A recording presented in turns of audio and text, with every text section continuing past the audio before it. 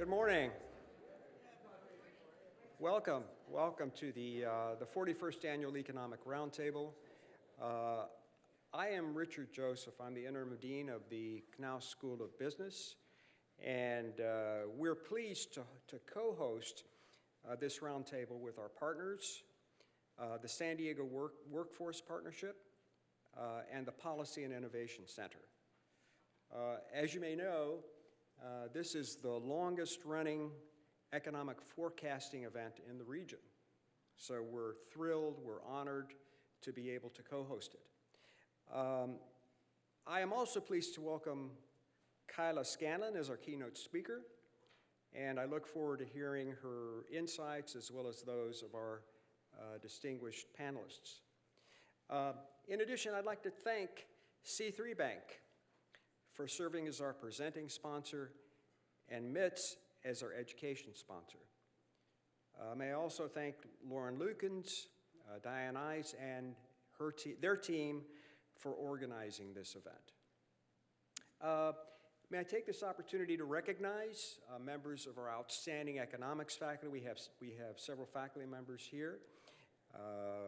Professor Ratcliff is serving as a panelist in this roundtable. And I encourage you to tap their brains, pick their brains and tap their expertise during and after this roundtable.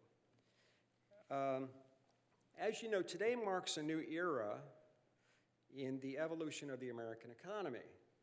We're about to embark on a new policy paradigm in the economy built on tariffs, tax breaks, and foreign labor restrictions.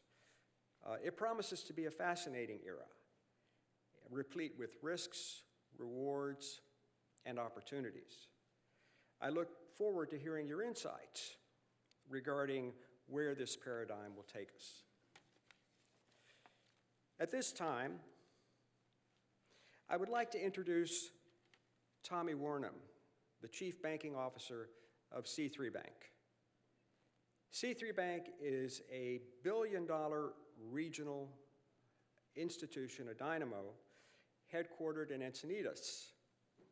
It aims at invigorating our local communities with business banking and commercial real estate lending. C3 Bank is a strong supporter of startup businesses, committed to distributing valuable educational and financial information. It is an appropriate presenting sponsor for this roundtable. Welcome, Tom.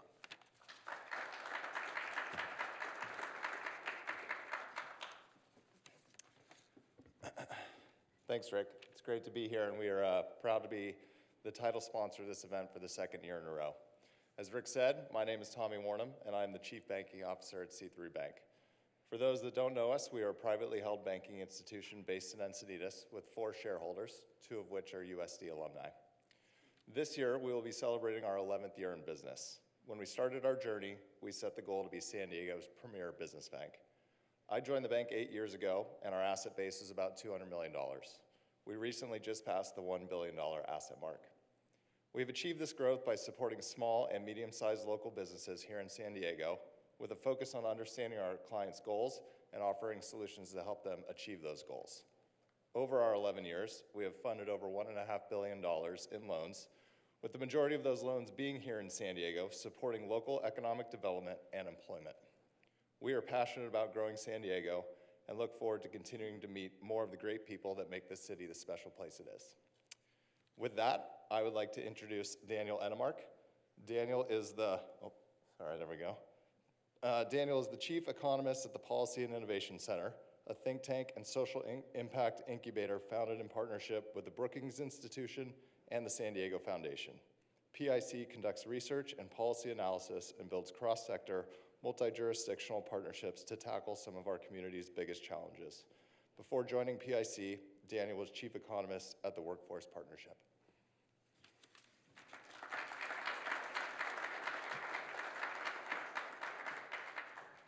You forgot to mention that I'm an Aries and I like long walks on the beach. Welcome everyone. Thanks so much for coming. We're going to start off with a panel discussion. Actually, before that panel discussion, each member of the panel, including myself, is going to have an opportunity to give a brief 5-minute presentation on our perspective on the economy. We'll have that conversation, that panel conversation, and then we'll invite up our keynote speaker, Kyla. And so before I start, I just want to, again, thank Workforce Partnership and USD. They're such great partners in putting this on. Really, Lauren is the driving force behind it, so kudos to Lauren. And then also Ronald Epps and Adam Jacobs from Workforce Partnership are just such wonderful partners, and the whole organization is one that we really admire. They serve thousands of people every year to help them get higher paying jobs and to gain economic self-sufficiency. So I think with that, I will start on, I've got 5 minutes, and this is drinking from the fire hose, okay? Where it's like 20 slides in 5 minutes, so don't blink. I'm gonna just try to run through this. I've timed it. We'll see if we can keep it to 5 minutes. Okay, an introduction to San Diego's economy. Our population is really big. We have 3.2 million people, 3 million people, 1% of all Americans live here.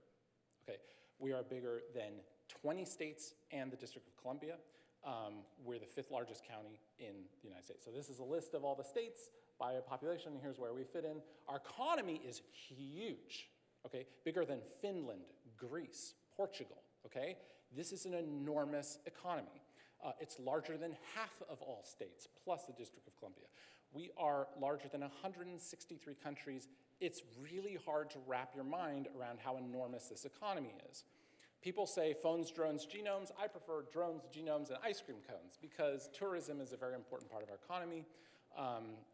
We are the largest concentration of military assets on Earth. It is truly astounding, the innovation economy here, the densest concentration of patents, the #1 NIH funder, recipient of funds. Here are the largest employers in San Diego County. Notice that how many of these are public employment in the public sector, right? One of the things that a lot of people think about when they think about the economy is businesses, private businesses, publicly traded businesses, but really government is a huge impact here, and we're going to talk about that a lot today. Okay, here's where people live. Each dot here represents 24 people. And you can see the colors represent racial groups. Notice how segregated San Diego is. And notice that people kind of live right along the coast. This is where people commute to. So there are basically 5 places people commute to.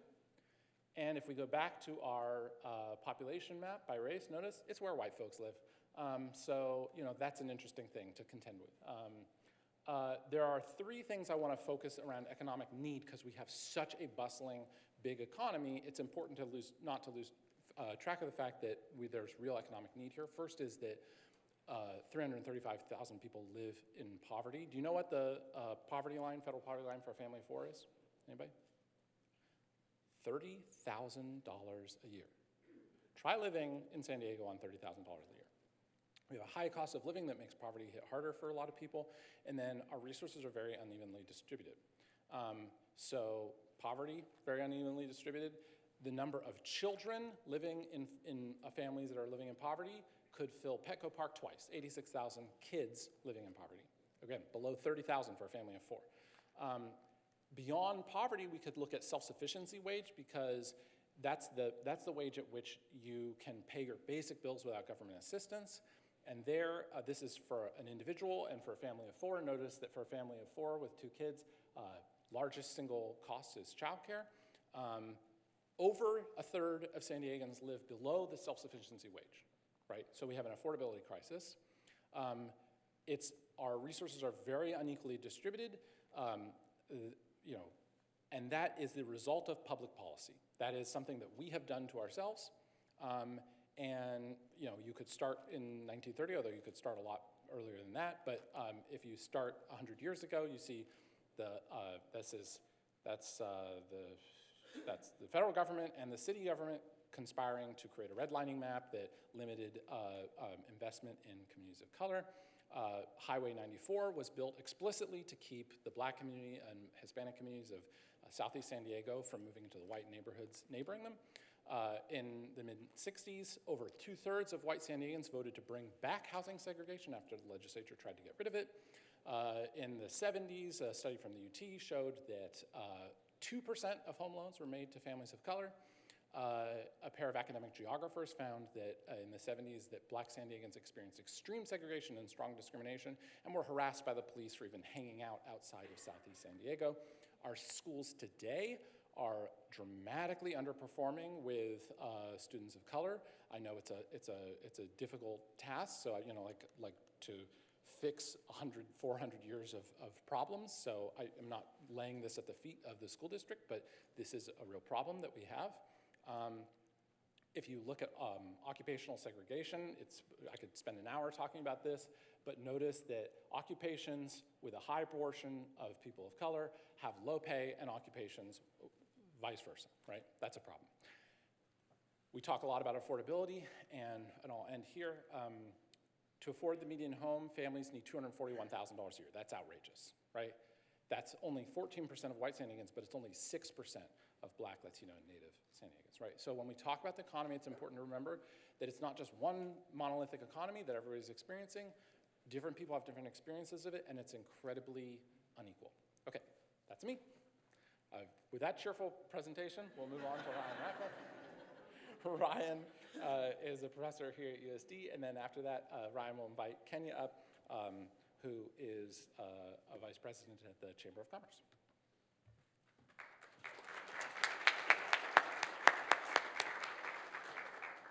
Okay, thank you, Daniel. Good morning.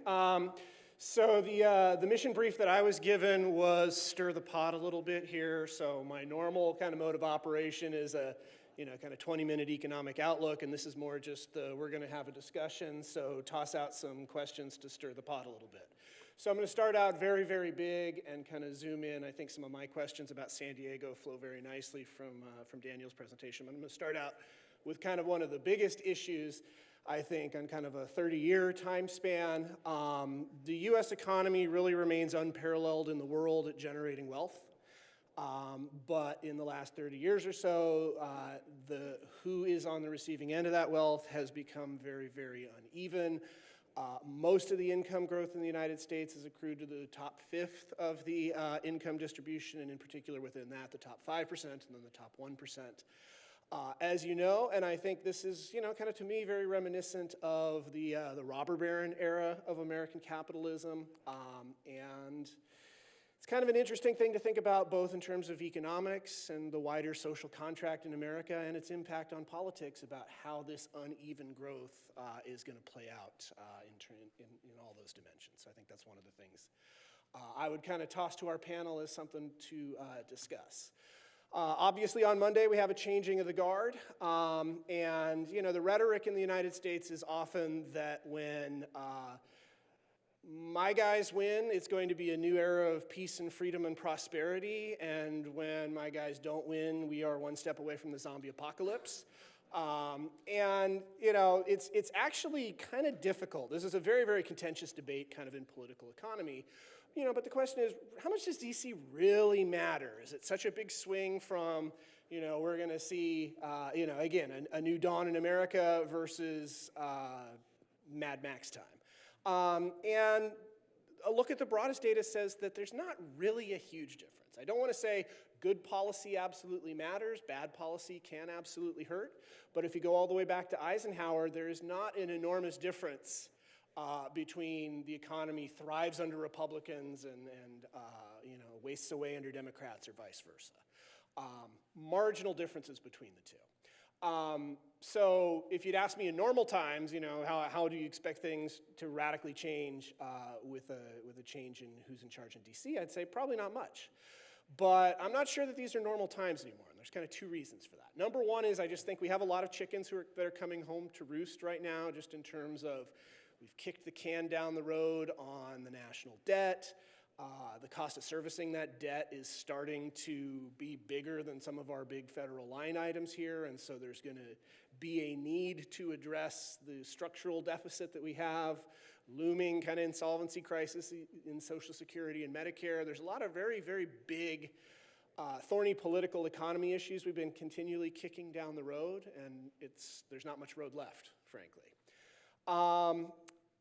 Obviously, a number of, I think, the policy proposals that we've been hearing out of the incoming administration are not very situation normal. I've kind of had to scratch my head when people have asked me, what do you think the economic impact of acquiring Greenland would be? And I'm like, I have no I don't really have a historical parallel to draw on that unless I go back to, Sewell's Folly or something of that nature. I do think one of the things that people are sleeping on a little bit in all of this is the Supreme Court. I think the Supreme Court's kind of embarked on a dismantling of what the federal government had did in the 20th century in terms of the way the economy is regulated and all, so maybe we can kind of talk about that a little bit. Obviously for 2025, I think kind of my normal lane to stay in, I kind of veered off into Daniel's more political science sphere there. I'm going to get back right in my lane of economics here. 2025 from the Fed, there are a lot of people who said, wow, the Fed just nailed it perfectly, right? Inflation came down, we didn't have a recession, mwah. And I am more on did the Fed actually beat inflation, or did the post-COVID supply chain just sort of sort itself out? Inflation's still running a little higher than the Fed would like. The jobs report was pretty strong. So what we're going to see from the Fed and what that means for the economy in 2025 is going to be an interesting question. I have a lot more to say about that. And I think last but not least, kind of thinking about San Diego in particular, job growth in San Diego is starting to lag behind California and the US a little bit. We were kind of outperforming California coming out of the pandemic. And have kind of just, still growing, but started slowing down a little bit every month relative to the last. And I think there's a big question, again, kind of drafting off of what Daniel was saying, just about the intersection of cost of living in San Diego and future economic growth. Are we going to be a city that prices ourselves out of being a dynamic economy because nobody can afford to live here anymore? I just threw that out there. Let's see what happens when we get to discuss that. One or two quick questions. But I'd like to invite Kenia up for her perspective on the binational economy. Thank you. Great. And excuse me as I throw even more data at you. I just thought to bring the conversation down to San Diego as part of a binational economy in a mega region. I'm assuming most of you have heard what Cali Baja is, San Diego, Imperial counties, along with the state of Baja California, mostly Tijuana and north of the state.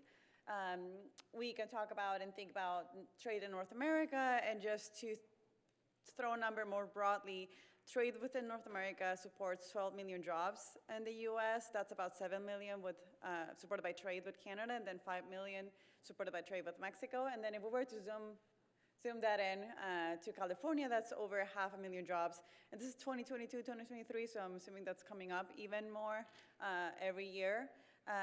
Trade between California and Mexico has increased 300%, more than that since NAFTA, now USMCA. And we're looking at about 75 billion worth of trade from California and Mexico. Now, that's 17% of all California exports going to Mexico.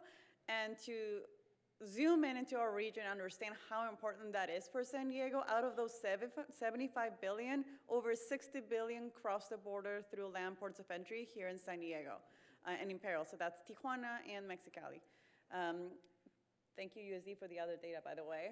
Gross regional product for Cali Baja is about 250 billion.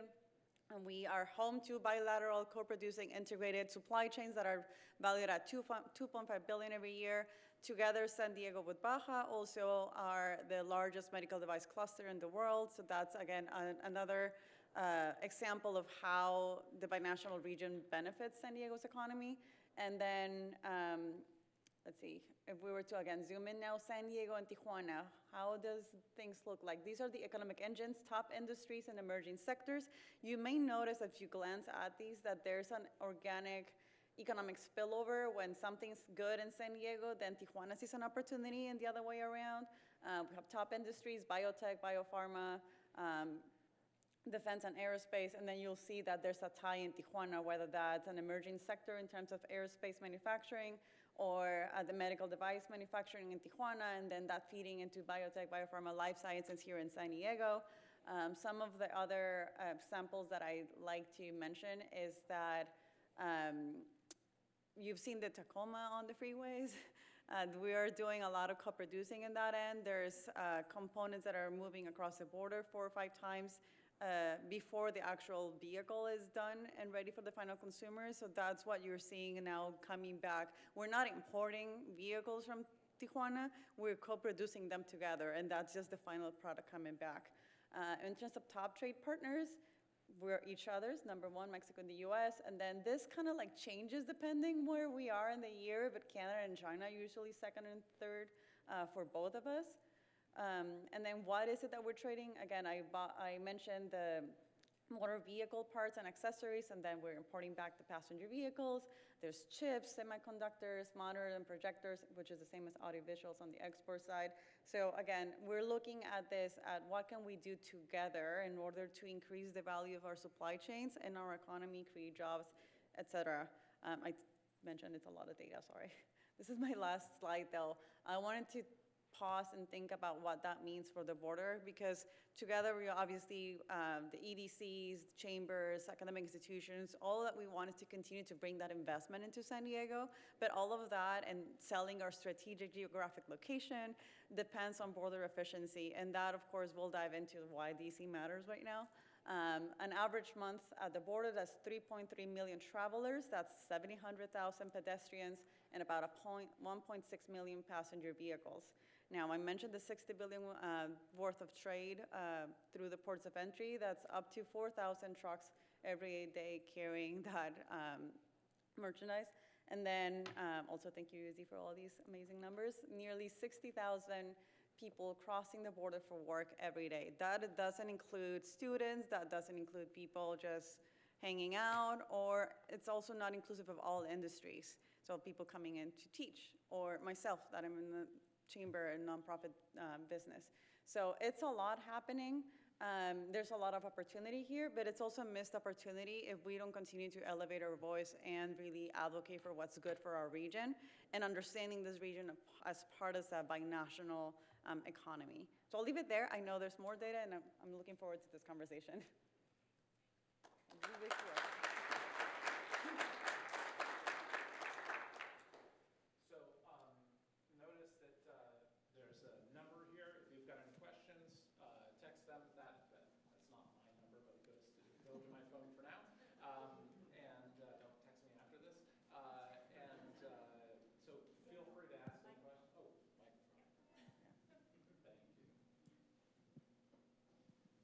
Is this better?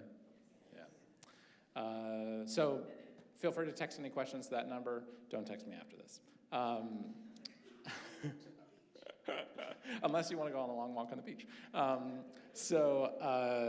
First of all, thank you so much for those presentations. I really like this as a way of kind of setting the stage. Here are 3 perspectives on the economy. I imagine people might already have questions, but I'll start with a few of mine. The question on everybody's mind that I hear is about affordability. Not just housing affordability, but affordability writ large. Ryan, talk to us a little bit about inflation. Will prices ever go down? And then Kenia, how is all of this impacting business? So maybe Ryan, if you want to start. Check, okay. Talk about inflation. Well, I do think this is an unfortunate thing that I hear both from politicians a lot and just even, hopeful people that I just moved to San Diego and I'm going to wait for a recession and home prices are going to drop by 40% and then I'm going to buy a house. And I just have to say, you need to just look at history. So for the broader kind of notion of cost of living, one of the reasons why economists hate inflation so much is, we sort of have the metaphor of don't let the genie out of the bottle. And the reason for that is that when you have a surge in price growth, an acceleration of how fast prices are going up, like we've seen in the last couple of years, they don't come down again, absent something on the order of the Great Financial Crisis or the Great Depression. How fast prices are going up and how fast incomes are going up relative to prices but they're always going up, right? So I think this kind of idea that some magic new policy is going to bring prices back to where they were in 2018 is literally just kind of a toxic fairy tale, I guess I would say. I mean, there's a lot more I could say, but let me set the ground with that, I guess, that inflation is back down to through 2.5% to 3% a year, which is higher than we typically would like to see. The Fed won't say they have an explicit target, but usually we kind of say they have an implicit target of 2% inflation, representing what they would call price stability. And we're still a little bit above that, even with how much inflation has come down. So. Yeah, and to your point, I think this is a question we continue to hear, like what is the cost of doing business in California? And then that's what we hear also as we go out and promote. Business resiliency also comes to mind. That is a good tie into why going to our capitals matter, including Sacramento. We're going to Sacramento in a couple of weeks. This is one of the things that we're taking over to state officials, just looking at incentives, business-friendly legislation, things that we could revisit and streamline in order to make it less of a hassle to open a business, to grow, to continue to invest, and to avoid leaving to another state. So definitely important. And then something else, sorry, like I had to write my notes so I didn't forget anything. Something else that we do need though, as chambers of commerce and people that go out there and advocate, we need more data and stories from the business community about what is it exactly that they're afraid of, concerned, and what is the challenge of their business across industries. We have obviously we have policy committees, and we hear usually from the larger businesses. I think there is a lack of information on how smaller businesses and entrepreneurs are struggling to grow their business or even take that first step. There's no one, like a landing page that tells you, if you're in the city of National City, this is your steps. But you're also a county, but you're also a state, and you're also the US, right? So it's really hard to navigate that. So I would see that as an opportunity for us to look into and work together with the community. The other thing is San Diego is composed mostly by smaller businesses. So that's really what we're hurting. And in terms of affordability again, because they're not homeowners, there are people that are maybe having to lay off or not provide that salary increase, the raise at the end of the year. So that is the part where I would invite, I guess, the small business community to raise their voice a little bit over to either researchers or chambers of commerce to let us know more about how can we help them so that we don't focus on the larger employers, which are just as important, obviously. I read an academic article recently by some economic theorists who were kind of saying it's a bit of a puzzle why people hate inflation so much. Because particularly for low-income families, if you're in debt, actually inflation is reducing the value of that debt, right? And so if wages keep up with inflation, maybe that's good news for you, right? But it turns out that it's just a ton of cognitive work to imagine, well, is this sandwich a good deal at $8, right? And it's almost like when you're traveling abroad and you have to convert into other prices. And you kind of think, okay, just the cognitive load of trying to interpret new prices when you're used to lower prices is really frustrating for people. I thought that was really interesting. Second question, San Diego's population is decreasing. Can we continue to grow, or will that put us on a track to stagnation? Both of you.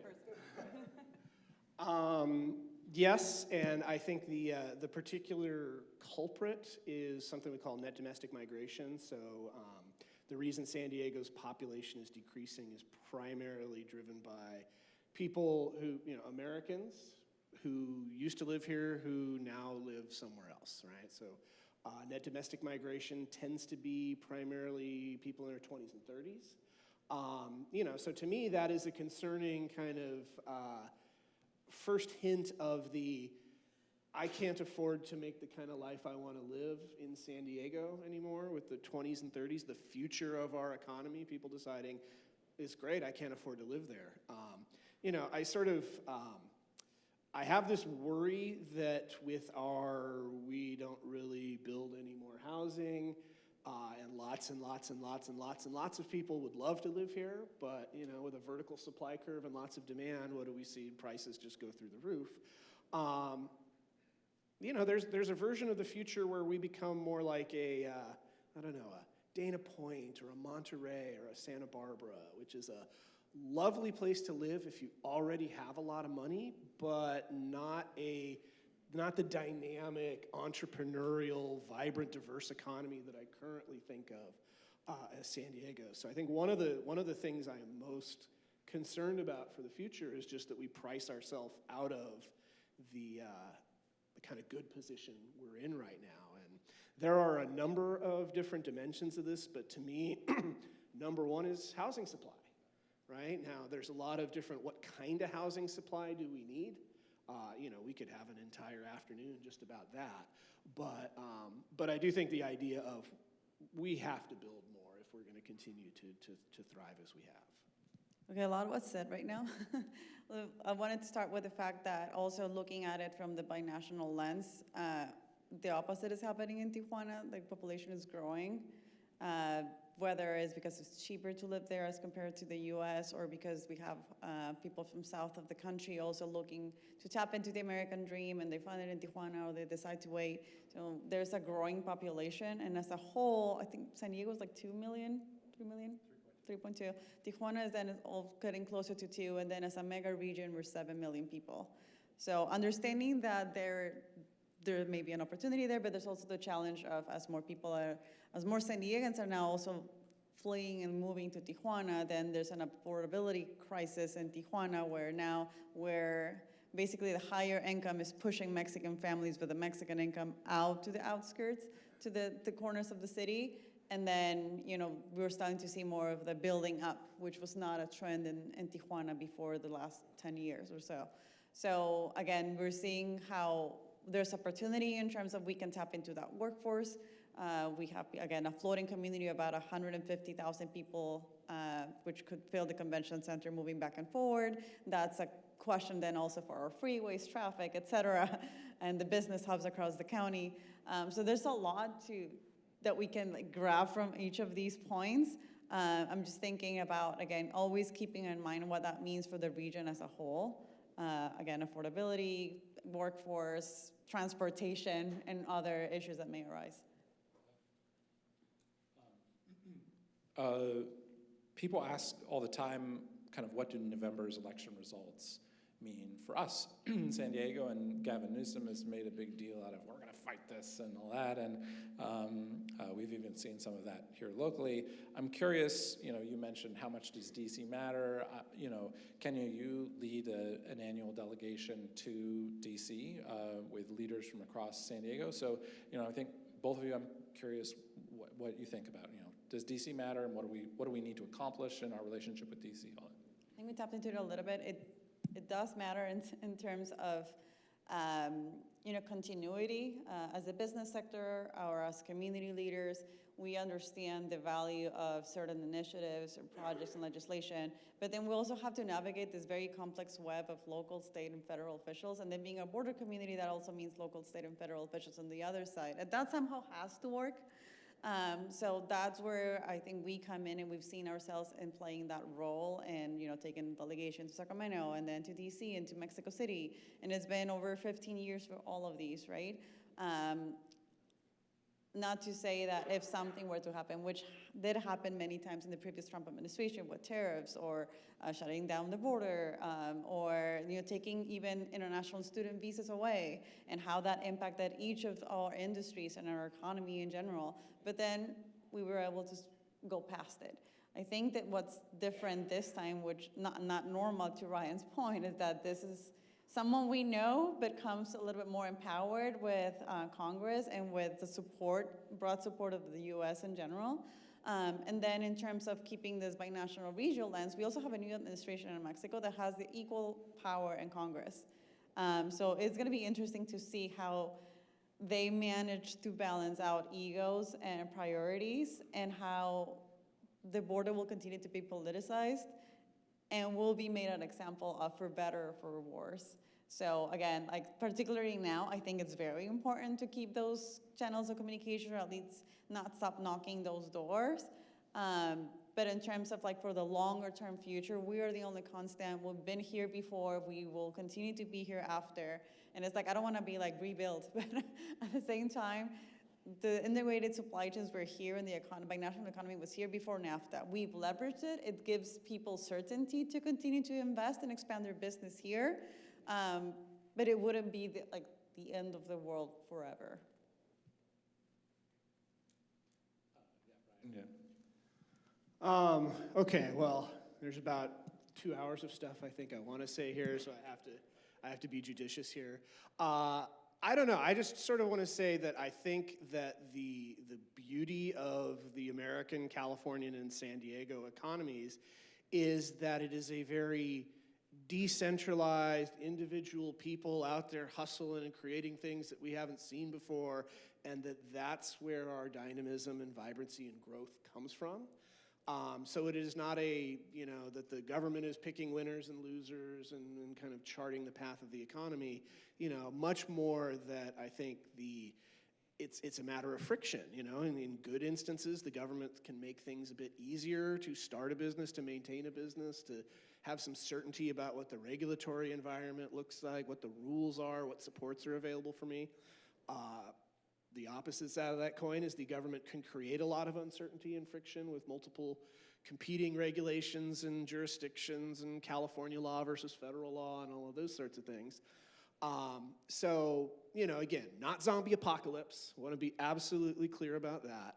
But I do think there's just a lot of uncertainty right now in the sense of some of this stuff actually as an entrepreneur or somebody who's currently running a business actually sounds like it might be good, but some of this also sounds like you might drive me out of business with the tariffs, for instance. So, I think there's gonna be a kind of just cloud of uncertainty as so much just crazy stuff coming out of left field about, maybe we ought to do this, and then it goes away or we get distracted by something else. But I think the way I do think that DC and Sacramento, it's important to put Sacramento and, City Hall here in San Diego matter, but I think about it much more as just, are you reducing frictions? Are you reducing impediments to the operation of the economy, or are you creating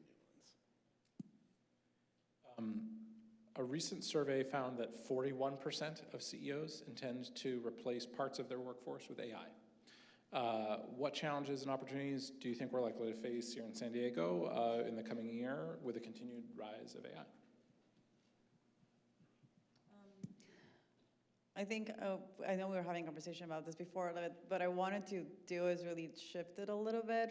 We've been involved in conversations about AI and, pursuing this as an innovation economy or an innovation industry that San Diego would like to tap into and be known for. And that, has driven our policy efforts to look at how can we regulate AI without hindering that growth and that innovation technology, right? And an example I wanted to bring about this that I think clarifies that point is that, to your point of replacing human labor, how can we use that on our favor? So there's about a 1,200 personnel shortage of CBP officers nationwide. That impacts seaports, airports, and ports of entry, tourism, trade, et cetera. So if there's a shortage of that, and whether it's a Republican or Democrat administration, we have not succeeded at bringing funding for that specific pool of vacancies.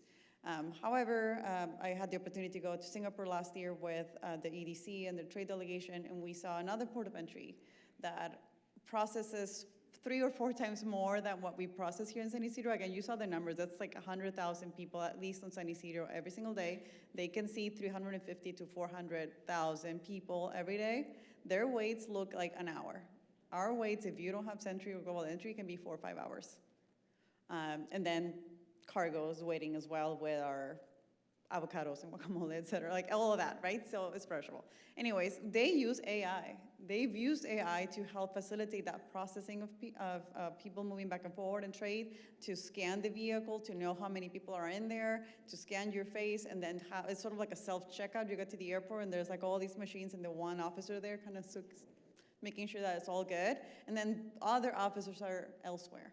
If we were able to tap into that and have AI help us process people and trade at airports, seaports, and land ports of entry, we would be able to then fill those vacancies and redirect that workforce that's already within CBP to have them do, visas, like process asylum seekers, et cetera. And then that's an area where I think it's still an opportunity. I'm not saying that this is the same in all of the industries, but it's just a clear example of like something that somewhere we can leverage AI and benefit the workforce instead of working against it. So a couple of weeks ago was the American Economic Association's conference, which was kind of like Comic-Con, except not cool at all. But this topic was quite a big topic of discussion, and a lot of the discussion I think was kind of in this is an extension of a trend that's been going on for 30 or 40 years, which is just that our entire way of creating GDP is becoming less labor intensive and more capital intensive. Manufacturing is a fantastic example where manufacturing employment in the United States is, substantially smaller than it was 15, 20 years ago, but yet the value of what we're making in manufacturing is bigger than it's ever been. I think the idea of once you have a word processor, you don't need a typing pool. Once you have Excel, you don't need a room full of people with adding machines. It's the same sort of idea that we're going to reconfigure how we do the work, but it isn't necessarily just as crude as that an AI agent is going to replace a worker. It's going to be that particular job is done differently, and the worker who's associated with it has to work differently, and so on. I will say that there are. So a lot of the hype around AI is kind of more the expertise engine of it, and I feel like for every good example of it I've seen, I've tried to use AI to help me summarize the existing academic literature on a topic, and it just makes stuff up. These particular people are associated with this topic, so it would be cool if they wrote a paper in this journal.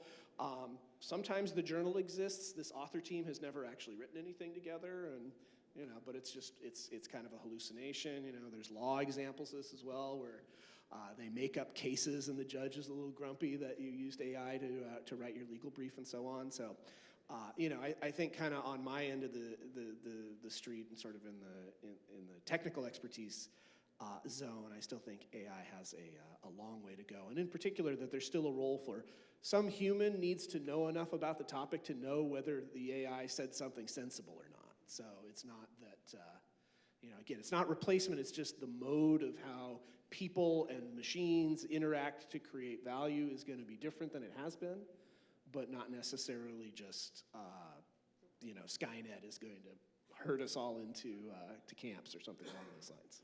Something I wanted to bring in really quickly is that these conversations are happening locally.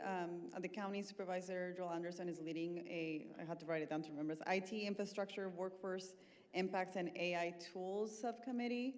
The chamber's part of it, but it's public, it's open for feedback, and as we try to navigate precisely how to regulate while also not avoid hindering innovation. By the way, you all are giving fascinating answers, and if you see me looking down, it's because I'm taking also fascinating questions coming in from the audience, so it's not because I'm bored. So one of the things that I just wanted to quickly ask is what is nearshoring, okay, and how does it influence economic opportunities in San Diego? Right, so it's like a trending topic, right? It's nearshoring, ally-shoring, friend-shoring. It's basically bringing a business production back to a country that's near you, but then ally-shoring, friend-shoring is to do so strategically, thinking about who do you have a trade agreement with, where there's a relationship, and there's less of a geopolitical crisis risk. So that said, here, of course, we've seen that a lot. We see a lot of investment coming in and deciding to maybe, in the life sciences sector, kind of maybe R&D is locating in San Diego, and then we do the manufacturing in Mexico, or we talked about Toyota and all that. So there's there's a strategic advantage of where we are located, so we already touched on that. I think something that we continue to hear is just the pending, like the challenges that the region would still have to look at addressing in order to really leverage those opportunities. A lot of that has to do with the Mexican side, to be honest. There's lately questions on the rule of law or public safety concerns and like budget cuts to address that and how that is perceived by the business sector. Regionally on both sides of the border, ensuring continued and sustainable access to water and electricity. So not just generating, but the distribution of that energy. Again, both for industry and community. So like keeping that in mind, keeping the impact on the grid, and the fact that California and Baja also are experiencing droughts and what that means long term. And also, as I briefly mentioned before, just looking at the emerging industries. So like what type of industries are we looking to attract to the region? And then what is the set of skills that those industries need? And are we really bridging the gap and having conversations with academic institutions to prepare that workforce that we need to then fulfill that promise? So it's a lot, it's like 4 or 5 points. And then of course, USMCA is coming up. And I mentioned that we have different people kind of, because Trump was there on the first one, but we won't have Trudeau. There's already a floating conversation about leaving Mexico out or not, and then whether there'll be enough, I don't want to say friendship, but animosity between the three leaders and looking at each of their priorities. USMCA as it is already had a few discrepancies within the agreement that took place in North America, which including the calculation of the rules of origin. The US actually lost that, but I can see Trump coming up and saying, I don't accept that outcome.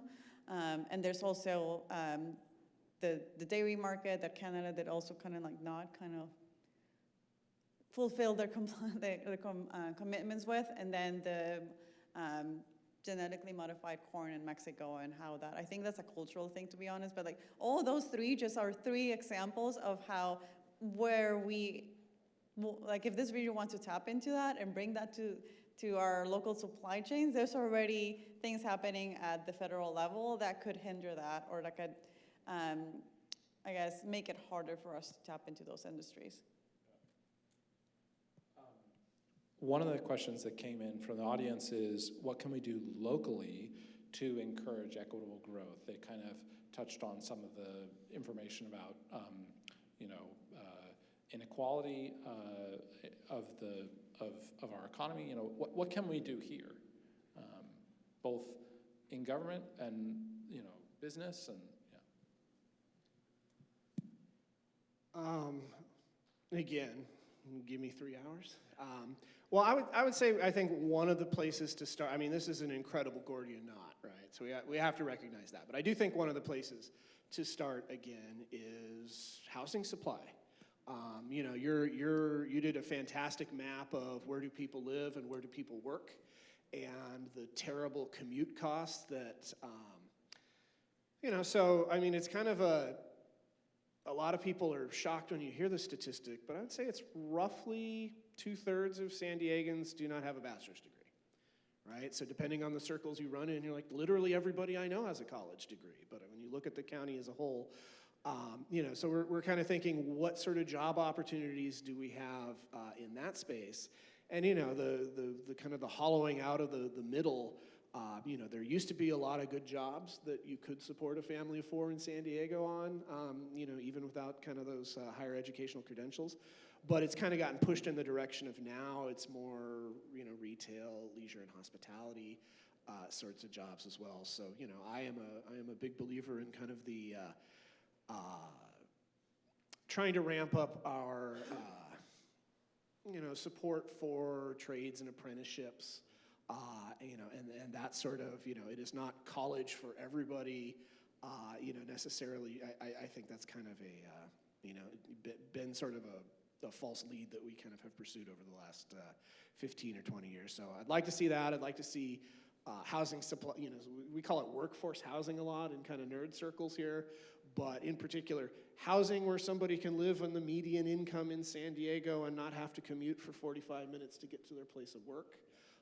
building the housing a little bit closer to where the job needs are, or having the jobs, be a little closer to where people live. A lot of this is just, it's zoning, it is getting past housing supply, it's getting, balancing a little bit of our, yes, we want to take a close look at the economic impact of development activities, but we don't want that to completely bring all development activities to a halt. We just need to, judiciously balance these competing goals that we have in a way that's a little friendlier to building more housing. I guess I'd start there. A lot more I could say, but I'm going to shut up for the moment.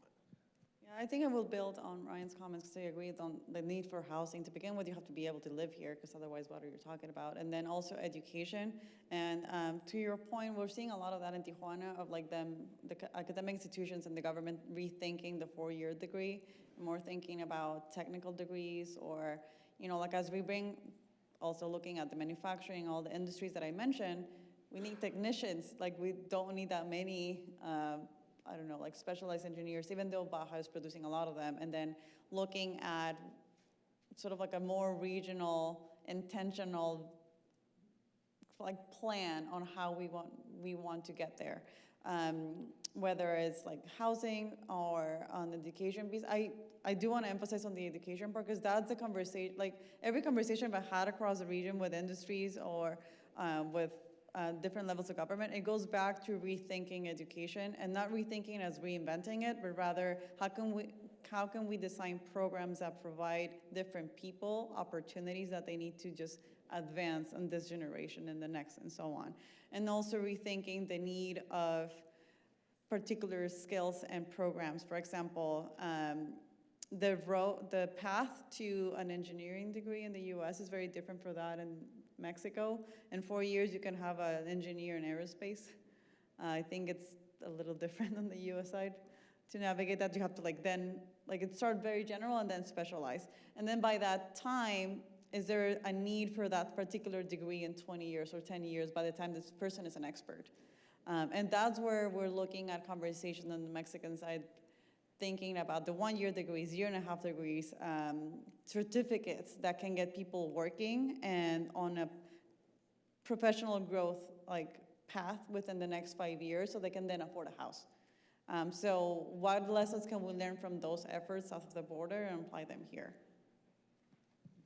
I really like what you had to say about kind of faster turnaround training. I know there are folks from the community colleges in the audience, and I think that they're doing really amazing work, and that ties into what you said about, a 4-year degree for all is maybe not a judicious strategy.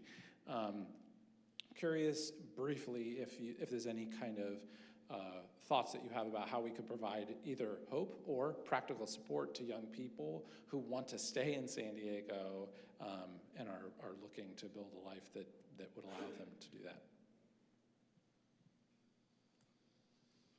Support for young people who want to stay in San Diego.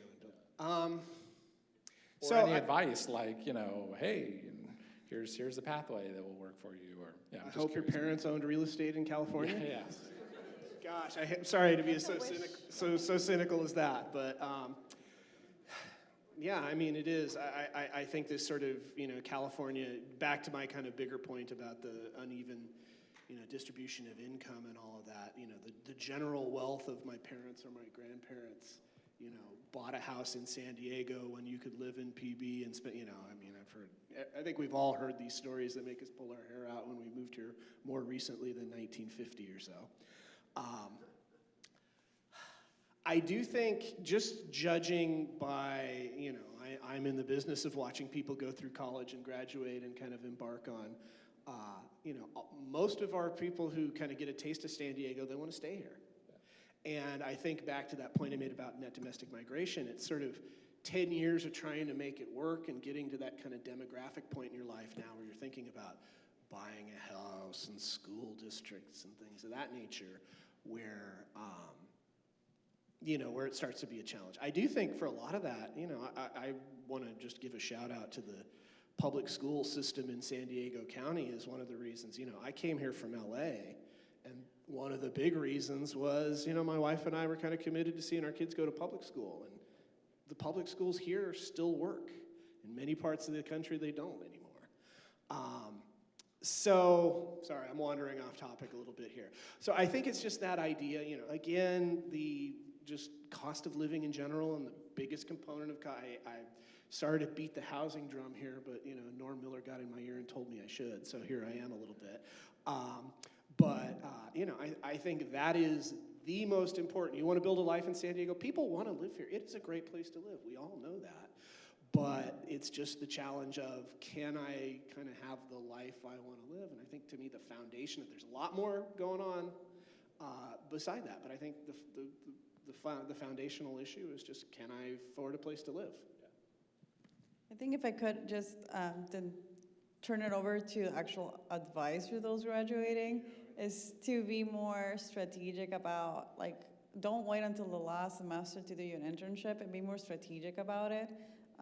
It pains me to see some students that kind of just going for the signature at whatever office, because I did it myself. This was I was working, so it's what I had to do. But at the same time, that hindered my own progress, because I had no contacts. I didn't really know exactly what I was going for, or had this idea that I was sold, and I'll hit 30 and life will be figured out. And then it didn't happen.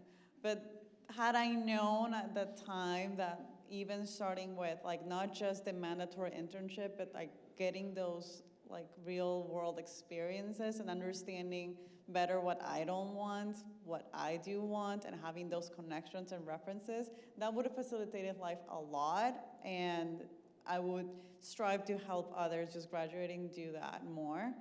We certainly do that at the Chamber. We take interns, and we try to also accommodate them among stakeholders and member businesses and whatnot. But I would, it still pains me to not see that hunger and drive from the students. I know that now I'm aging myself as a millennial, but there's a missed opportunity there. And I would love to encourage students now to just be more strategic about what their next step is, and not wait until graduating to take that next step.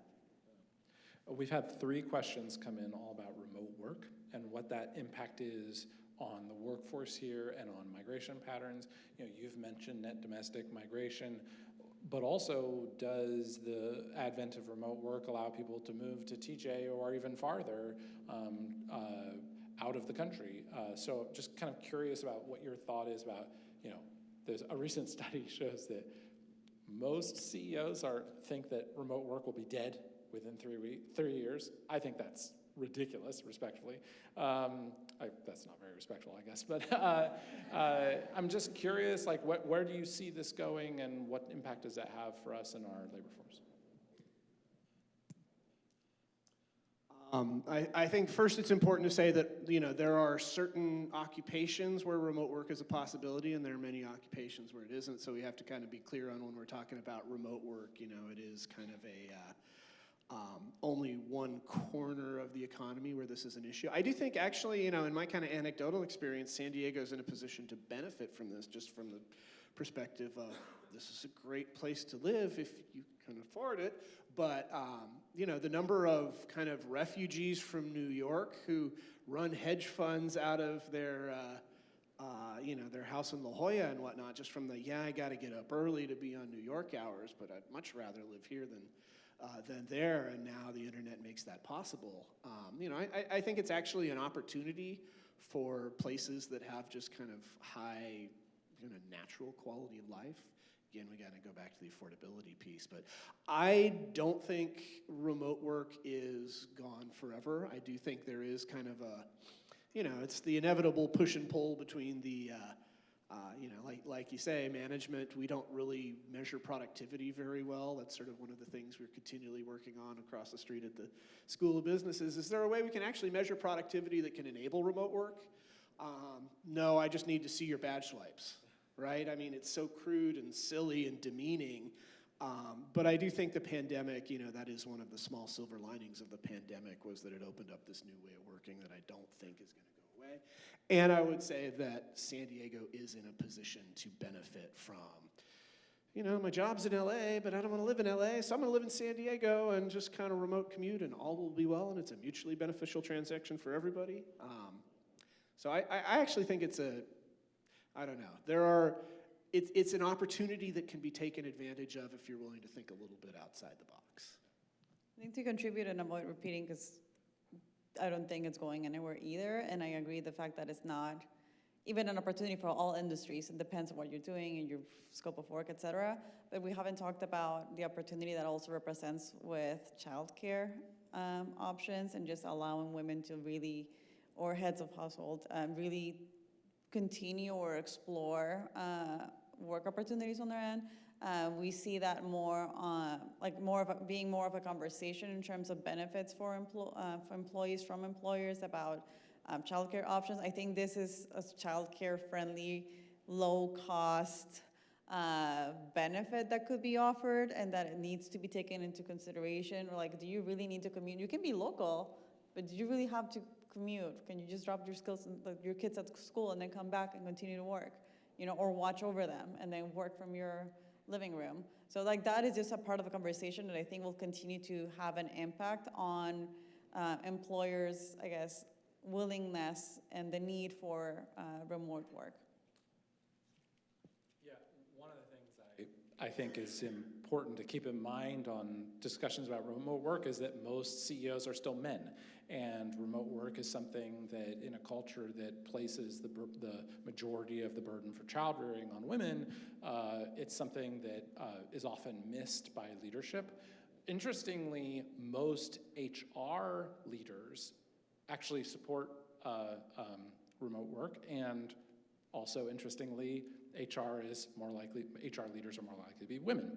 And I think that's one of the elements, and then I think another element that I kind of think we can often overlook is that remote work is an opportunity for people who have white-collar jobs. And so in a way, it creates more options for the people who are already pretty well off. And you mentioned the person who comes from New York, they're a hedge fund manager, they're gonna live in La Jolla. Well, that's great for them, but it also makes housing more expensive for, every rich person who moves to San Diego because it's the greatest place on earth makes it more expensive for the person who's working at Starbucks, right? So one of the questions that I thought was very encouraging was, what are you most optimistic about this year? That's one of the questions that came in from the audience. We've been very pessimistic Crickets. so far. Bro, I'm an economist. I'm optimistic about the fact that although we have challenges coming over and we can see them, as a region, we've thrived in making the case for San Diego, for the cross-border economy, for a certain industry. We have built those strong connections, between industry, academic institutions, local stakeholders, and local officials. And at least we agree when there's a challenge or an opportunity that we need to tap on and then join forces. So like that makes me hopeful, and that what comes to us we'll be able to navigate through and power through. It's only 4 years. Just knowing that there's at least data that can support all of these efforts, and that we also have a clear vision on, again, the emerging industries that we want to attract and grow within the region. We can draft a plan in terms of what that means for education. We can look at what's worked so far and how can we have that sort of like global vision, but focus on what's happening here in San Diego. And what I mentioned before, I continue to think that as community leaders, business leaders, and academic leaders, we're the only constant that will thrive our economy and our growth, and we'll take what comes our way. Okay, I had some time to consider, like I said. You're welcome.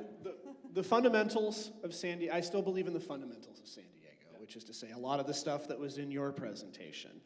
A lot of the things that we kind of take for granted are the envy of most other metropolitan areas, and in fact, an organic biotech cluster. The number of places I've talked to around the country who are desperately trying to use government tax incentives and whatnot to create that from whole cloth, we just have it naturally, right? So I think there's a lot of just the entrepreneurial spirit in San Diego, the fact that we're such a small business economy, you know, all of these things, I think the people who live here kind of have a certain spirit that will continue to thrive, and the people who want to be part of that, you know, I still think that is attractive.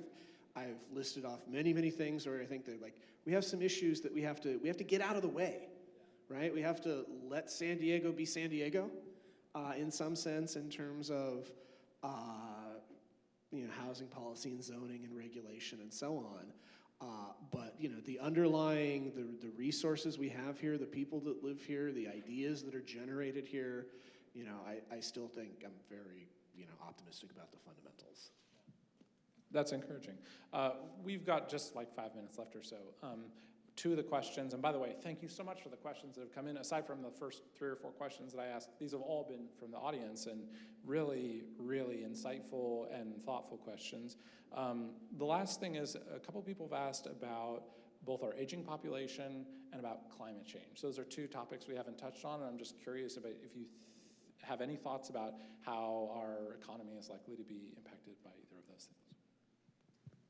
Well, we have actually been part of this local and regional and state conversations on like climate action plans and what that would mean. I think it means different things depending on which policies and regulations move forward. Just to bring an example, we have been talking about like transition to zero emission vehicles in California and what that will mean, and again, impact to the grid and our ability to have that capacity. And then, you know, like also our ability of the business sector to invest in the infrastructure, to invest in those vehicles, how to track how technology is moving. Like in 5 years, is this truck gonna be smaller, is it gonna be more efficient, should I wait, can I wait? So like that is just one example of something in which we're, you know, more than happy to commit and I think pledge on this transition to help tackle the impacts of climate change. At the same time, we have to ensure that it's feasible and that it's also taking into consideration the economic abilities of our businesses. So that's also going to be interesting now, just with like this, where California is versus the rest of the country, and like the different direction that could go. In terms of that example that I just mentioned, like there seems like to be like sort of like an adaptation process happening right now. So we're a little uncertain of like how this is going to move forward or what's moving forward from those regulations now at the California level. And then just looking at also, again, the mega region, 80% of all of those companies moving trade between California and Mexico are Mexican. So now we have Mexican companies that need to comply with local and state regulations on the US side without the incentives and without support from the federal government on the Mexican side. So again, like that's just one example, but I think what I'm happy to see is that no one has said no to the need of a plan to address climate change and to move towards renewable energy. It's just looking at finding that agreement in which it's achieving the goal, but making that feasible. I will take the aging population side of this, I think. So I'll start out just kind of going back to, you know, I said there's a lot of chickens coming home to roost in the national economy in the next 20 years, and I think the promises that we have made in terms of Social Security and Medicare are promises that we can't currently afford. And, you know, one of the big challenges the national economy is going to face is, well, what's going to give, right? Are we going to have fewer benefits? Are we going to have higher taxes? Or are we going to just stick our heads in the sand and pretend it doesn't, it's not a problem until it explodes, which that's actually, I think, what's the most politically likely situation. So that's kind of, you know, again, sort of a concern element of this. But I think there's also some opportunities here just in the sense that not only is the population aging, but the aging population is healthier.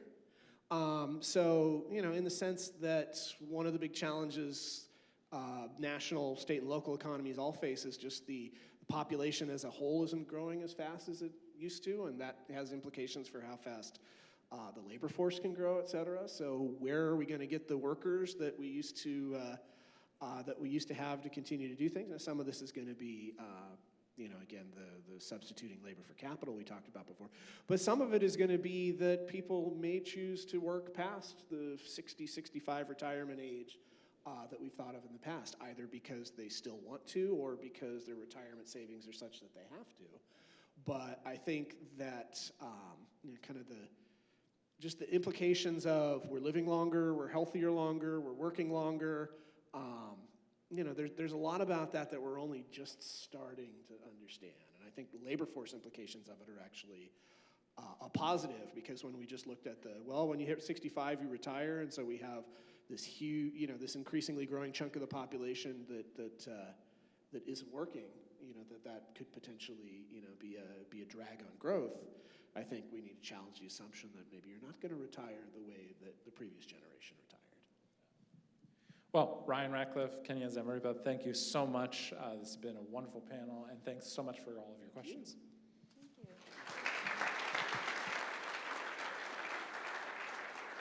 you. Next, we have our keynote speaker, Kyla Scanlon, who is a financial commentator and educator and the author of the book In This Economy. And if you were here last year, you've already heard Kyla's name, because President Mary Daly of the San Francisco Fed was extolling her virtues and giving her credit for coining the phrase, the vibe session. So after talking with Mary about it, we thought, oh, Kyla would be such a great person to come next year, and lo and behold, here she is. So Kyla.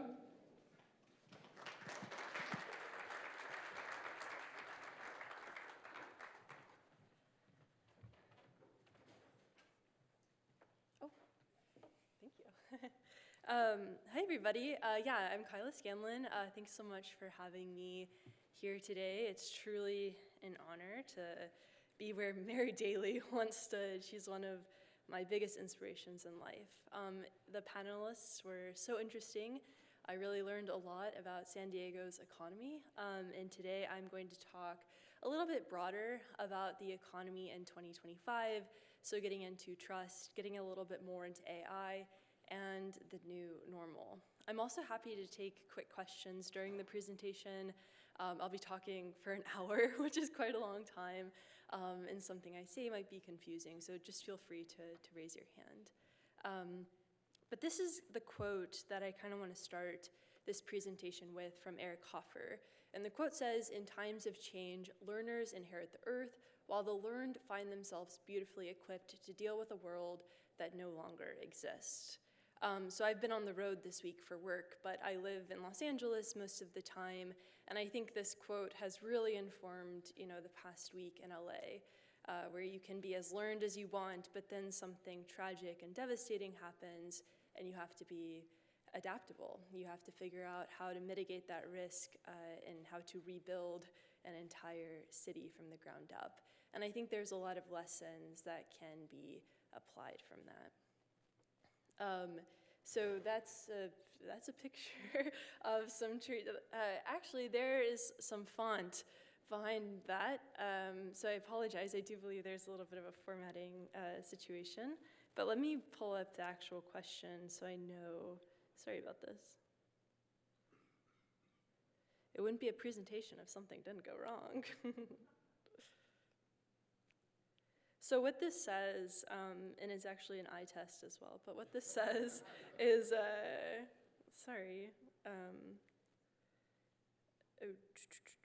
okay. So what this says in white font is, how do we adapt quickly enough to thrive in a world where the rules are still being written? So we have this natural disaster that just happened in Los Angeles. We have a new administration coming in.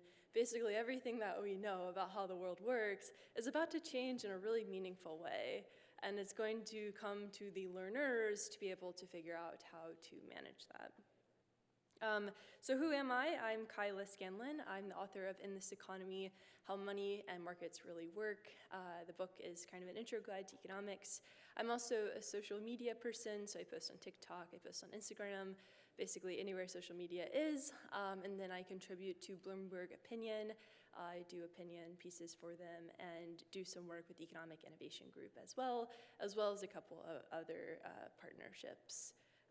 But I primarily try to educate on the economy. I think it's kind of absurd, as I'm sure many of you in the room might agree, that we pretend that people don't need to understand economics, even though the economy is all around us. And so a big goal of mine is to make sure that people are equipped to understand the world that they're going into. So outline of what I want to talk about today, it's a high-level framework, is sort of economic infrastructure, trust infrastructure, and then physical infrastructure. So where has the economy been? Where is it potentially going? Trust, what does it mean to trust in a world where nobody seems to trust one another? And then sort of the physical infrastructure. So as we talk about AI, as we talk about digital stuff, and as we talk about automation, what does it mean to actually, have 2 feet on the ground in this modern reality? And so let's go back into 2024. So a quick 2024 recap. It was a mere 16 days ago, but the good about 2024 is that we did manage to avoid a recession. Yet again, the US has outpaced pretty much all developed nations, as I'm sure you all know. Fiscal policy really took a stand here. Monetary policy did an excellent job as well. We did see inflation start to decline. Prices are still high, but that's good. They're not going up as fast. The labor market has been quite strong. We're starting to see some signs of weakness, but prime age employment did hit record highs. Sectors like healthcare and manufacturing did show steady job growth. And then we did see moderating inflation. So we got the CPI print yesterday showing that inflation is still going in the right direction. We'll see what happens with potential tariffs that could totally unravel all of that. But it is still trending in the right direction, which is great. The bad of 2024 is, as the panelists highlighted in great detail, there is an affordability crisis across the country. I was just in New York City yesterday with the New York Federal Reserve talking about the housing crisis in New York City, so it's great to come to California to talk about the housing crisis in California. It is just an across-the-board problem.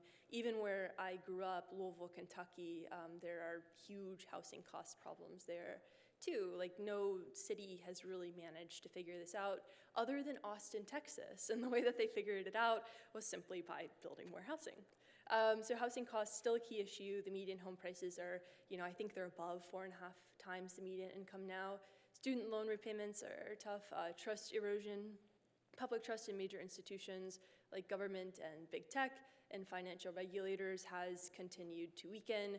I believe I have a slide directly about this poll, but one of my favorite polls is the spring 2024 Harvard Youth Opinion Poll.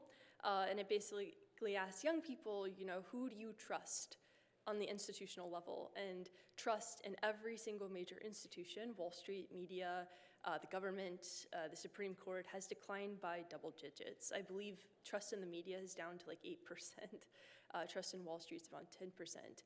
The only institution that young people still trust is the United Nations. So that just shows where we're kind of at with this trust issue and how difficult it is to pass policy when nobody trusts that you're actually going to do what you say.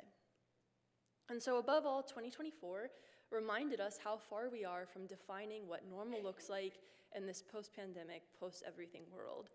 We're still trying to figure out what happened in 2020. We're still trying to adapt to a new normal, and it seems like every time we turn around, something wild is happening, something that we could not have possibly predicted, which is why it's very important to have mitigation, to have adaptation, and to be resilient, some things that I hope to get into in this presentation today.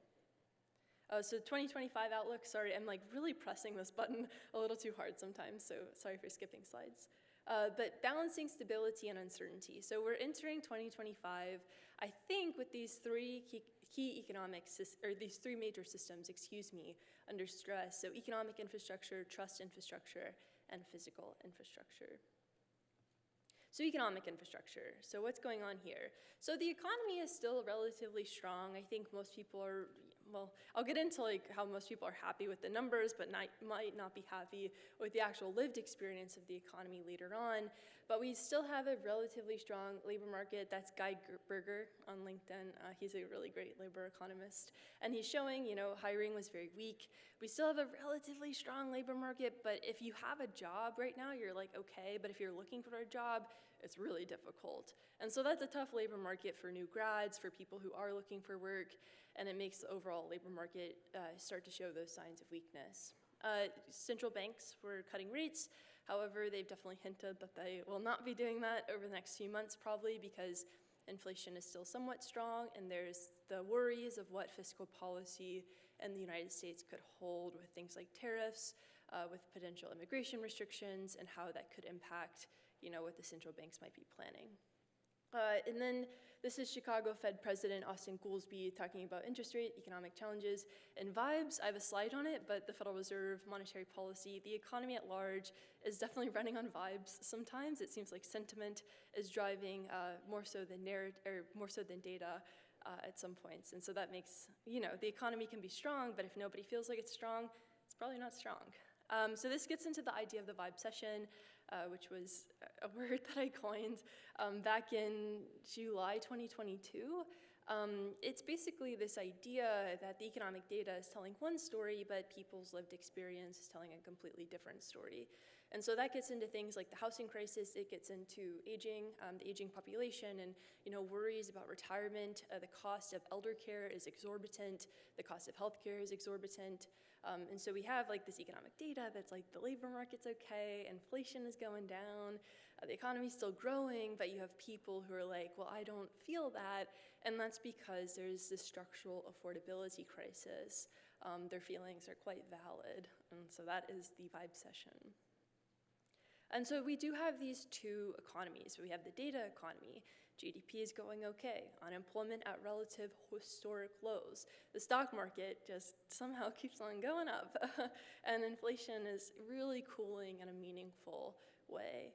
But then you have the lived economy, where housing costs are eating up, 40% of income for young professionals, including myself. Credit card debt is hitting new records. People are putting everything on their credit cards, and we're really starting to see a huge, post-pandemic savings are basically depleted.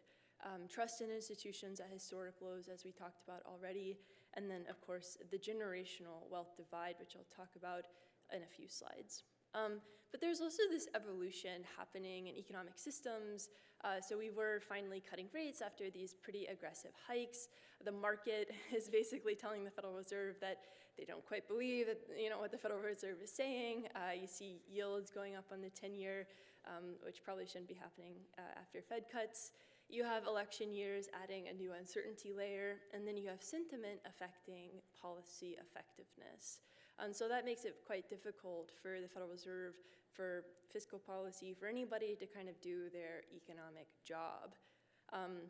It also makes it so these policy proposals or these policy actions might not be so effective.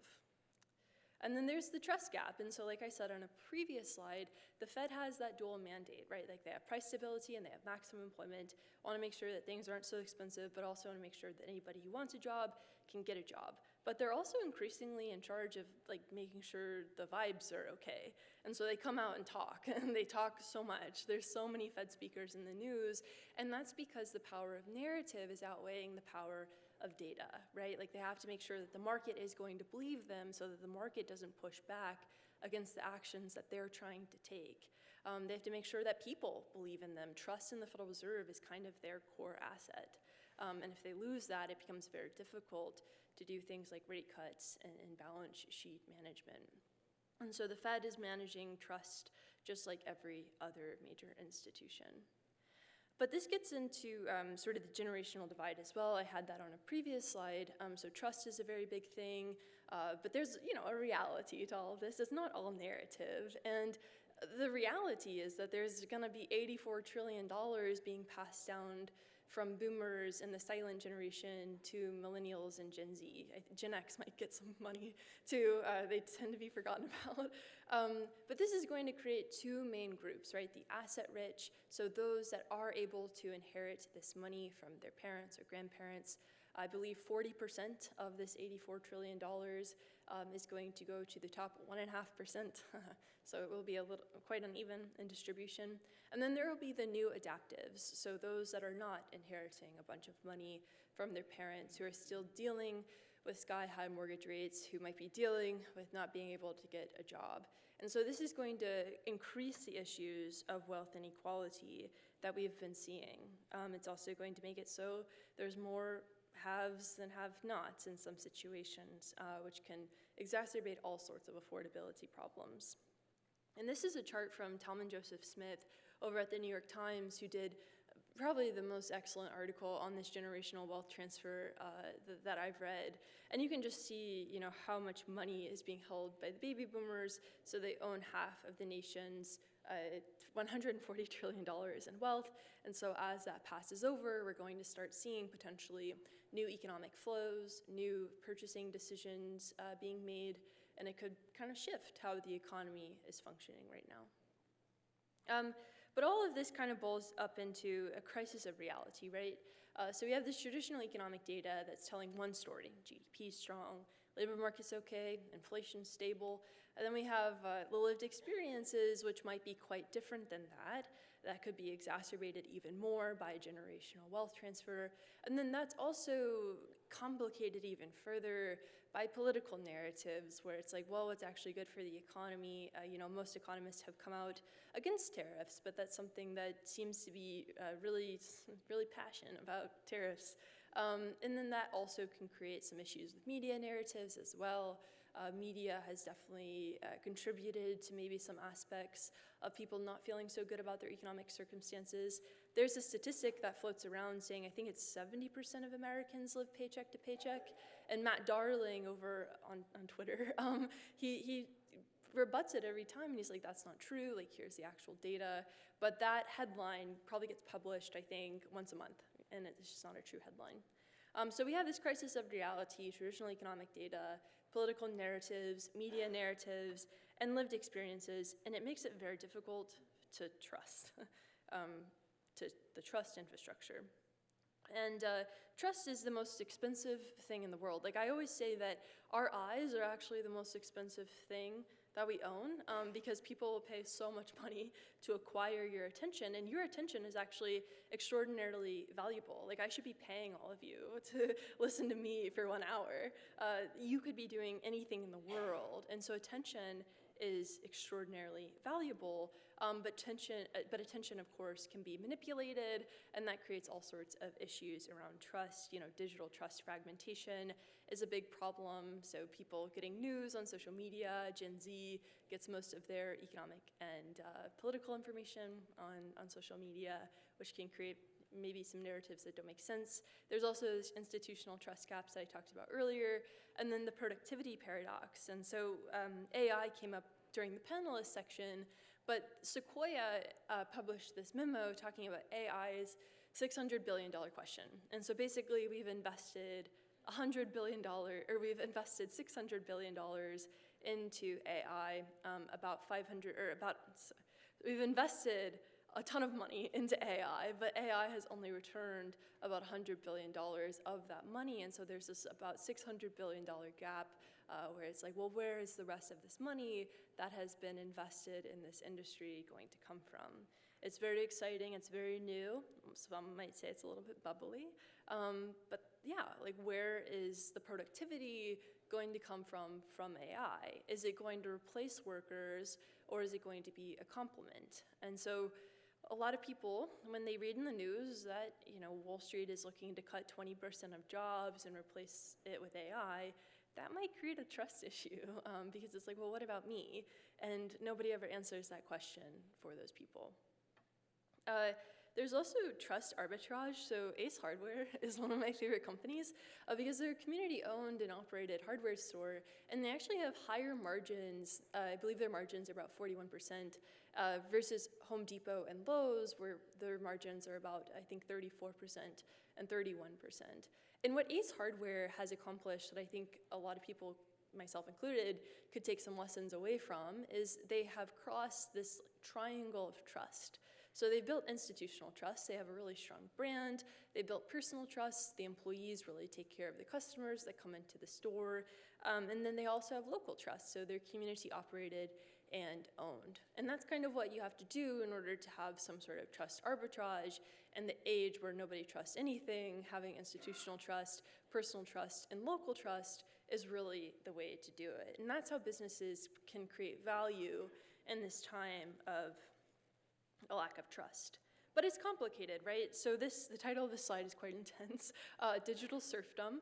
But that's sort of what we're running into too. Like you can have these ace hardwares that are crossing these really important lines of institutional, personal, and local, but then you have the platforms that people are using on the internet, kind of making it so any trust that could be established in real life just gets mitigated away.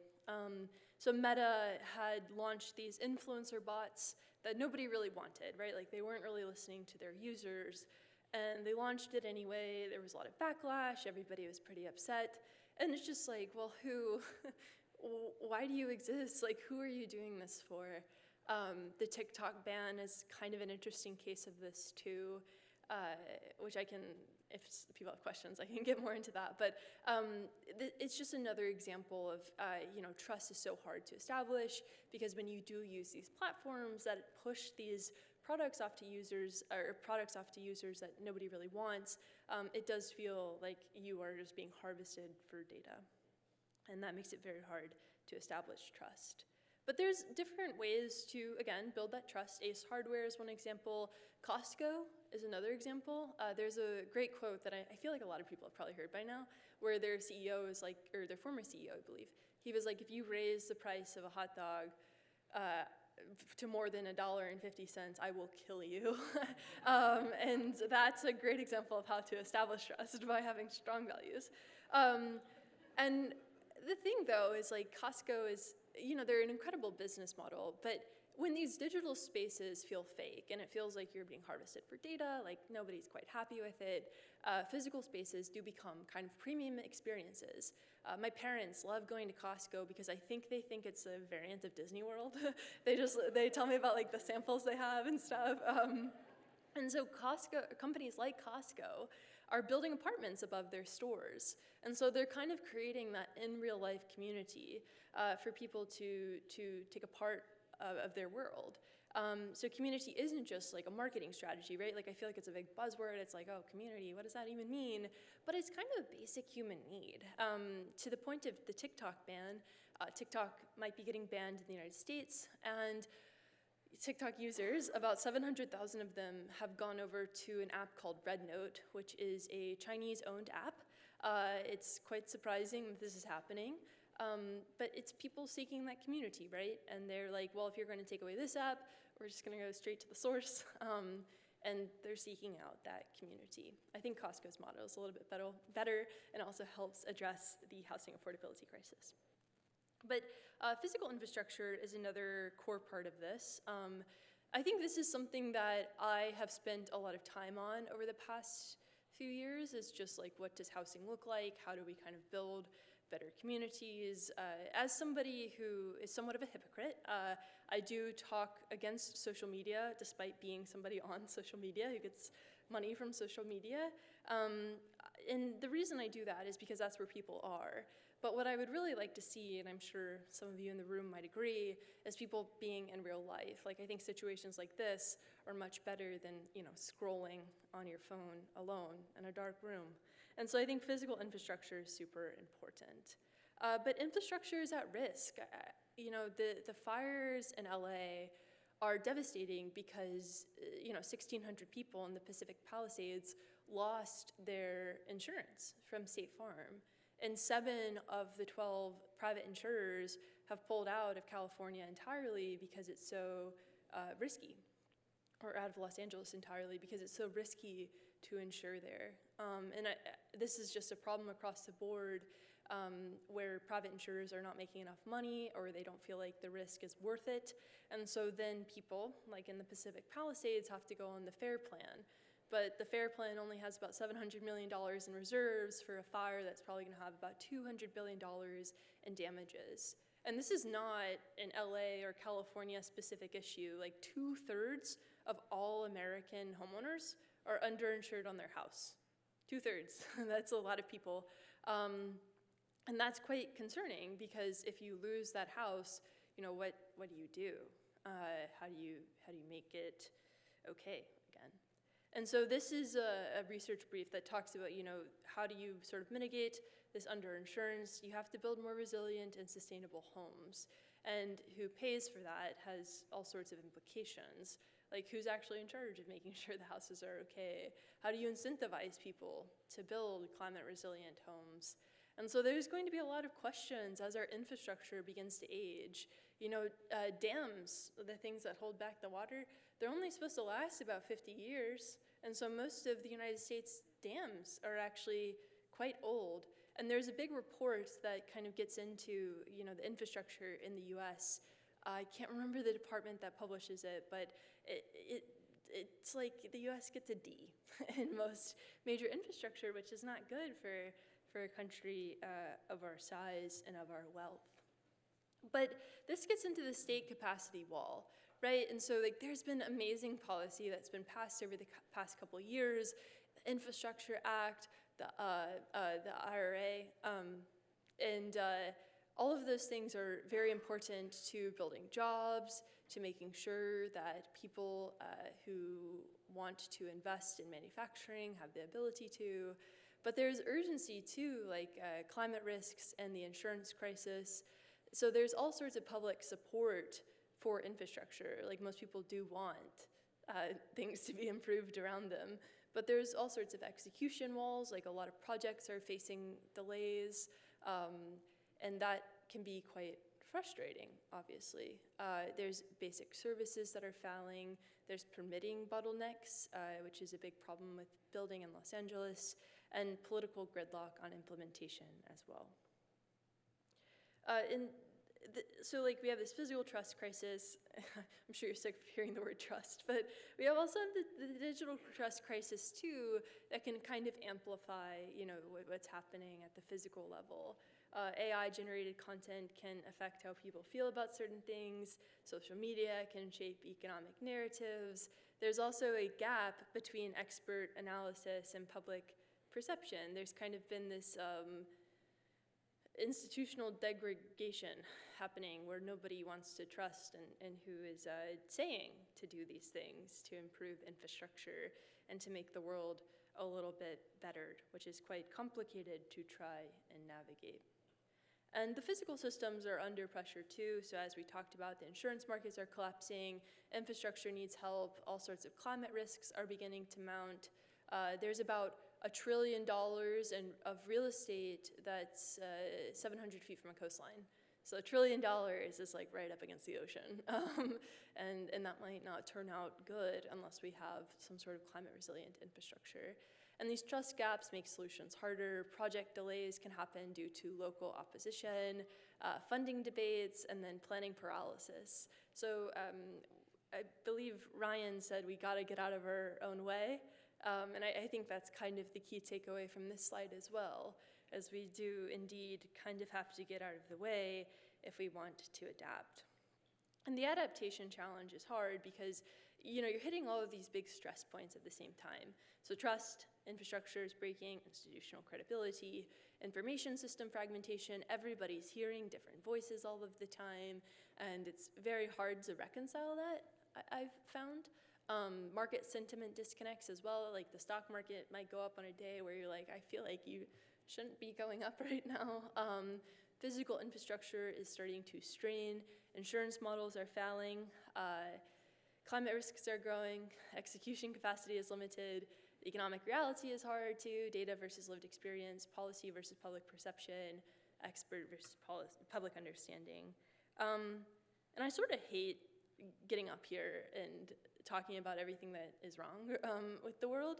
And it's quite difficult because ideally it would be like, well, here's everything that's going right. It's like, here's what we can fix. Here's how beautiful this is. And there are really beautiful things that are happening. Like in Los Angeles, people are rebuilding Altadena right now. Like they're clearing the trees and it's safe to go in and kind of make sure everything's okay.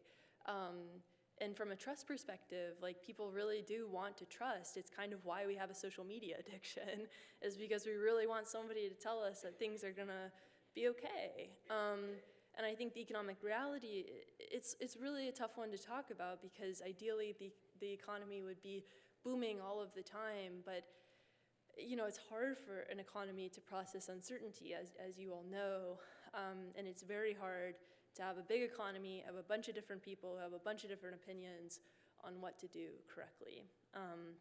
And so, it's complicated. But yeah, that's just a caveat that I'm sorry this is kind of doom and gloom. But some of the predictions for 2025, I think a big one is the return of friction. So policy transmission is definitely getting harder. You see the Federal Reserve kind of butting up against this. Like a lot of the inflation going away was because of supply chain normalization. But now it's like, well, are rate cuts actually going to help? Are rate cuts actually going to help? Or is it, do we need to hold rates steady? And they're trying to figure that out right now too. But rates are quite high, and it's sort of butting into maybe the ability to build housing. And if rates are cut, will that actually help underlying situations? There's also local versus federal tension growing. We'll see if this shifts going into the new administration, but there's definitely been a lot of, kind of states pushing back or perhaps disagreements between federal and local, and then sort of new coordination models emerging. I think that people are going to try different ways to talk to one another. You sort of see this with the TikTok ban, people fleeing one form of social media for another. And I'm not sure quite where we'll settle on how to talk to one another. And I don't know if social media is the answer, but we'll have kind of this return of friction, like maybe it's phone calls or something like that. I also think community economics, and that's why I think what you all are doing in this room is quite exciting. It's how do you get people who live in the same city to come together? Local solutions are quite popular, as you all know. Sort of new risk sharing models and bottom-up resilience building. So from the community level, how do you make sure that the community is strong? And then finally, kind of a great recalibration, I think, is happening. So we have to talk about success a little bit differently. The economy is changing. What does it mean to graduate from college now, here at a college campus? What does it mean to have a 9-to-5? What does it mean to be prepared for retirement? 43% of baby boomers have no retirement savings at all. And so we're going to have to figure out how to successfully define the economy, because right now, the way that we're talking about it doesn't seem to resonate with the public, and that's not good, because it creates that confusion, and it really gets into the issue of trust rebuilding as well. And that's kind of the crucial thing, I think. So red dye 40 finally got banned in the US. They banned it in clothing 35 years ago, and then only yesterday did they ban it in food. And of course, some of the studies might be inconclusive, but it causes cancer in rats. And they took 35 years to kind of be like, oh, we shouldn't have this in our clothes, to oh, we shouldn't have this in our food. And I think there's kind of these examples of well, why didn't we take action earlier? And then the trust goes away. And rebuilding trust is going to be quite difficult. I'm not sure how many people have been following the TikTok ban closely, but you kind of see, these 700,000 people that have went over to RedNote, which is this Chinese-owned and operated app, be like, oh, I'm so glad that we're free from US propaganda. Now we have this new form of propaganda, and that's really difficult. And I think it's kind of a bigger signal for some of the problems that we're going to have, managing young people and making sure that they trust in our institutions and making sure that they trust in the government to take care of them. Because what's happening with moving from TikTok to RedNote is a huge example of cynicism. And then adaptation is going to become central. The fires they were like the perfect fires. They were essentially a black swan event. And there's probably going to be more and more of those as we figure out how to manage climate, as we figure out how to manage, the underinsurance that's happening, as we figure out how to rebuild businesses, as we figure out how to make the nation as a whole stronger. There's just going to have to be adaptation and resilience, because the way that things have always worked is just not how they're working anymore. And I think that actually does lead into cynicism as well. And so the systems that survive 2025, I don't think are going to be the biggest or the strongest. I do think it does lead into, trust not being a brand asset. It's like a core infrastructure that we have to invest in. Losing people's trust is really expensive. Ask anybody who got canceled ever, like one of the celebrities. It's really, really valuable, and it's really, really important. And community isn't just like a marketing strategy or a buzzword, it's a business model. And it's also the core of this room getting together and deciding to have a talk about economics for 41 years, which is phenomenal. And then adaptation isn't just about survival, it's about finding new ways to thrive. Like in this new normal, in this world that just doesn't seem to be working like how it used to, especially post-pandemic, you really have to be adaptable. You really have to be able to figure out where you belong in a new system where traditional 9-to-5s might be changing with AI, with remote work as well, and where the things that we're working on are changing too. And so the quote that we started with, learners inheriting the earth, I think that's kind of what 2025 is all about. I think it's what every year is probably all about. But like if you're learned, it's hard to adapt. It's hard to be resilient. But if you're a learner, you can really kind of lean into new normals. You can lean into this massive change and the volatility that is underneath us. And it's not about systems breaking or bouncing. It's about navigating that new landscape and doing it together. This is one of my favorite quotes from James Baldwin. The world is held together by the love and the passion of a very few people. And I think this is, I know it's like kind of cliche, I suppose, but I think it's important. Like, doing things with love, doing things with passion, like that's really how you connect. That's really how you build trust. As silly and cliche as it might sound, that's what it's about, and that's what adaptation is about, is having that love for people that are there beside you as you rebuild and as you figure out this new normal. So I'm actually happy to take any questions right now. I believe we have a couple of minutes. I think I spoke kind of fast as well, so sorry about that.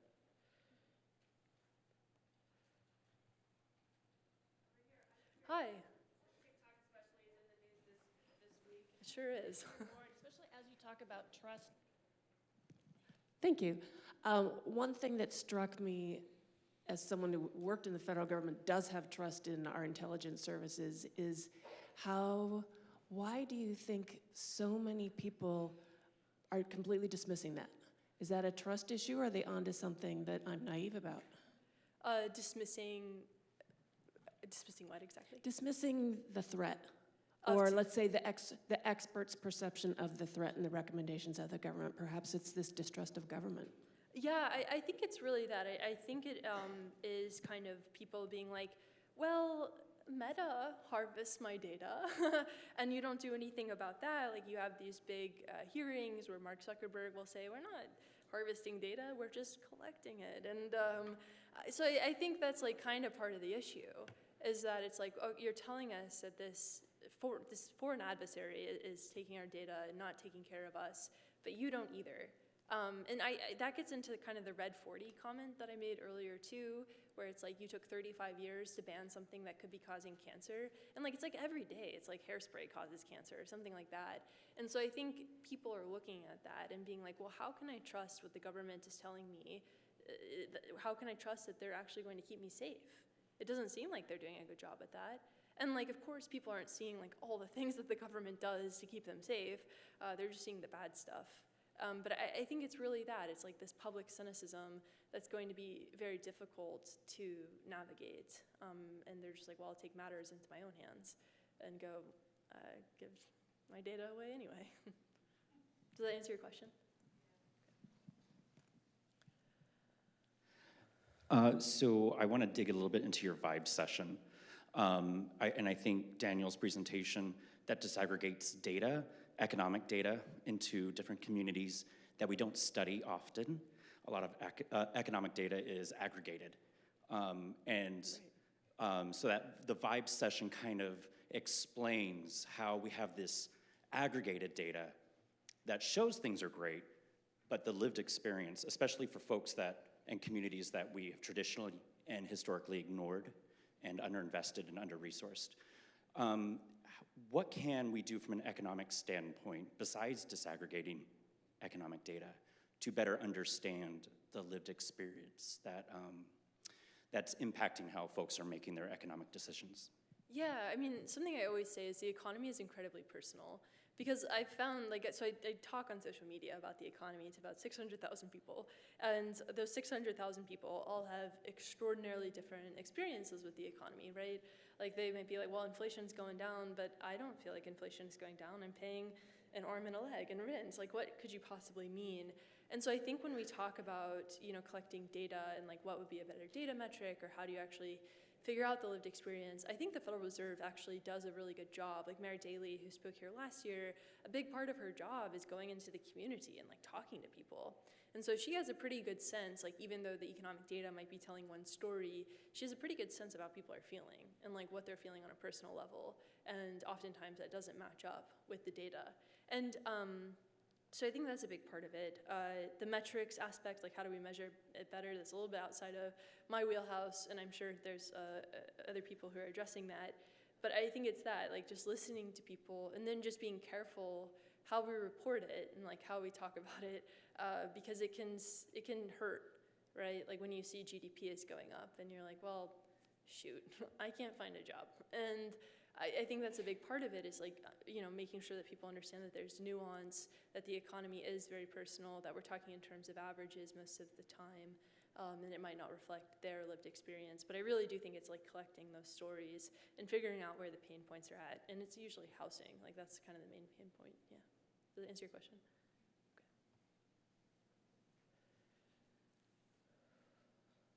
Okay. Oh, yeah. Hey. Hello. Daniel talked about what the poverty line is, and there was quiet in the room, wanting to know what that number was. My first thought was the 94 freeway, which is what he got to later, and redlining in the city of San Diego. So for generations, there's been distrust in local government. Yeah. However, when we had our recent sales tax measure, we saw that those that voted for additional revenue coming in, paying that tax, was from south of the 94 and other under-resourced communities. So it's interesting that we've created all the reasons for generations for those in under-resourced communities to distrust us, but where the no votes came were from those communities that have a lot but still want more. So my question is about building trust, your perspective on building trust for local government and other institutions. Yeah, I mean, I think it does kind of come down to addressing that there's a trust crisis in the first place, and being like, hey, we kind of messed up with some stuff. I think that's sort of, taking accountability for the problems that exist.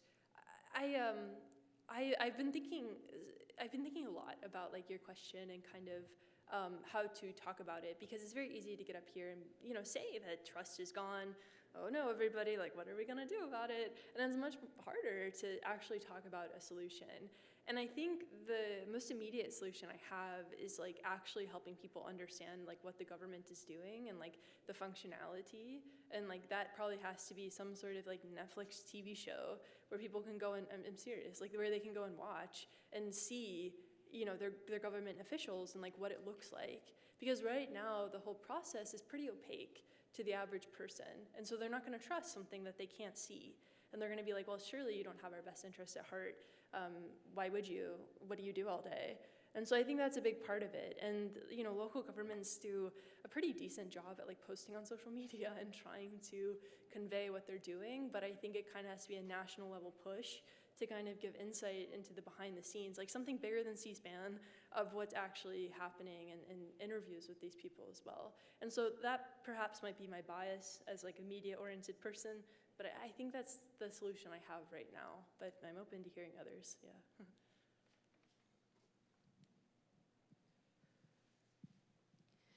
For so long, the vibe was go to college to get a good future. And I think apprenticeships and the skilled trades could be a way forward. So we need to change the narrative. We need to change the vibe around what I should do when I get out of high school. So I was curious, as a social media kind of expert, what do you think we can do to make it more sexy, to not just go to college? Make trade school more sexy.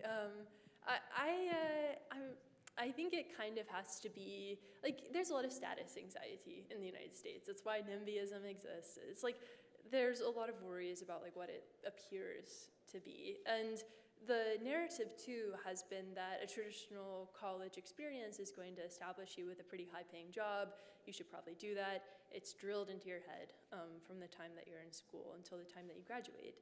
And you're kind of ostracized if you don't apply. And so the public school that I went to in Kentucky, about half of our graduating class, went to trade school, and then the other half went to college. And it really is about changing that narrative. We weren't like, oh, trade school people, oh no. Like, it's like, yeah, that's a good path. And I also think there has to be sort of that mentorship support too. Like, there was an article, I think about a year ago, published from Mother Jones, but it was a very good article talking about how the trades are so busy that it becomes very difficult for them to actually take people in because they're so busy working that it's hard to find the time to train. And so there has to be kind of that gap closing process where it's like, okay, I can go to this, like I can go to school, I can go get training, and then I'm good to go. And I think right now, again, the process is quite opaque. So I don't know how we make it, more appealing other than being like, this is a completely valid and very much needed path. Like, we need plumbers. We need people doing these really important things to keep the world running.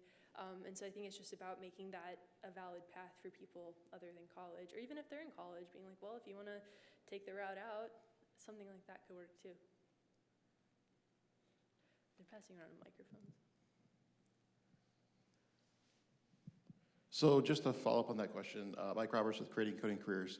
I'll be in Washington, D.C. next week at an Apprenticeships for America conference. And one of the movements that we're trying to galvanize here in this country is apprenticeship degrees. So often, I think we set up this binary choice that we either need to invest in blue collar or white collar. I think modern apprenticeships or new collar careers are something that I'm frustrated by there not being sort of the effort for people that are in the know to sort of like message on it and communicate to the public, so that folks in a room like this that are change makers understand that there are these other opportunities. And I feel like when we come together and we don't push our either local government, our state government, or our federal government to make this information available so that consumers, so that parents and families understand these are options. So I guess my question is, how do we break through the lack of effort to make change at both local, state, and federal level? Oh man, if I could answer this question, I would be really happy. But when you were talking, I was thinking about what you were saying. Like, here's this really incredible opportunity. You called it new collar. It's like, well, I haven't heard a lot about that, and my whole job is like absorbing information. And that kind of gets into like, there's so much happening all of the time. It's very difficult to parse through the information and figure out what people actually need to pay attention to. And so in terms of like getting things to pass at the governmental level, I'm not sure. That's definitely outside of my wheelhouse. It does seem to be, continually knocking on doors and being like, go call your representatives and like tell them that this is really important, is the way to do it. Social media campaigns are the way to do it. Showing people that might be in these, new collar situations and how successful they've been or how excited they are, like that's another way to do it as well. But it's definitely challenging, and I think it's one of the, headaches for most people. It's like, well, we have this really great thing, but it's hard to talk about it. It's hard to get that information out. But yeah, it seems like that's the best solution that I know of.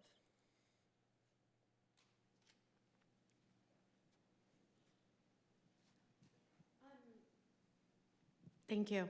Following in this thread, so I'm not sure if the issue for me is whether or not going into an apprenticeship, going into this type of field, really, if it's not sexy enough.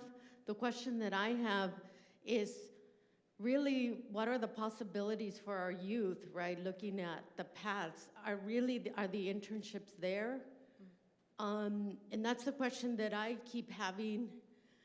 The other thing that I'm thinking about in terms of what is possible for our youth and our future workforce is thinking about the national conversation that we're having with the H-1B visas and the workforce coming in specifically into our San Diego region.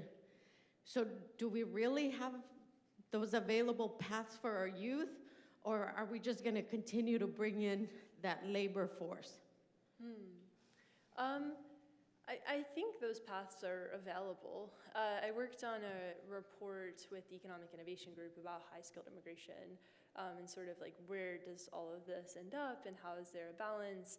And usually, and I don't know if this is exactly your question, but usually what we find with high-skilled immigration is that it ends up creating more jobs, right? And so like these internships that might exist that might be taken up, or like the trade school spots that might be taken up, there tends to be an expansion, right? Like it's not a zero-sum game.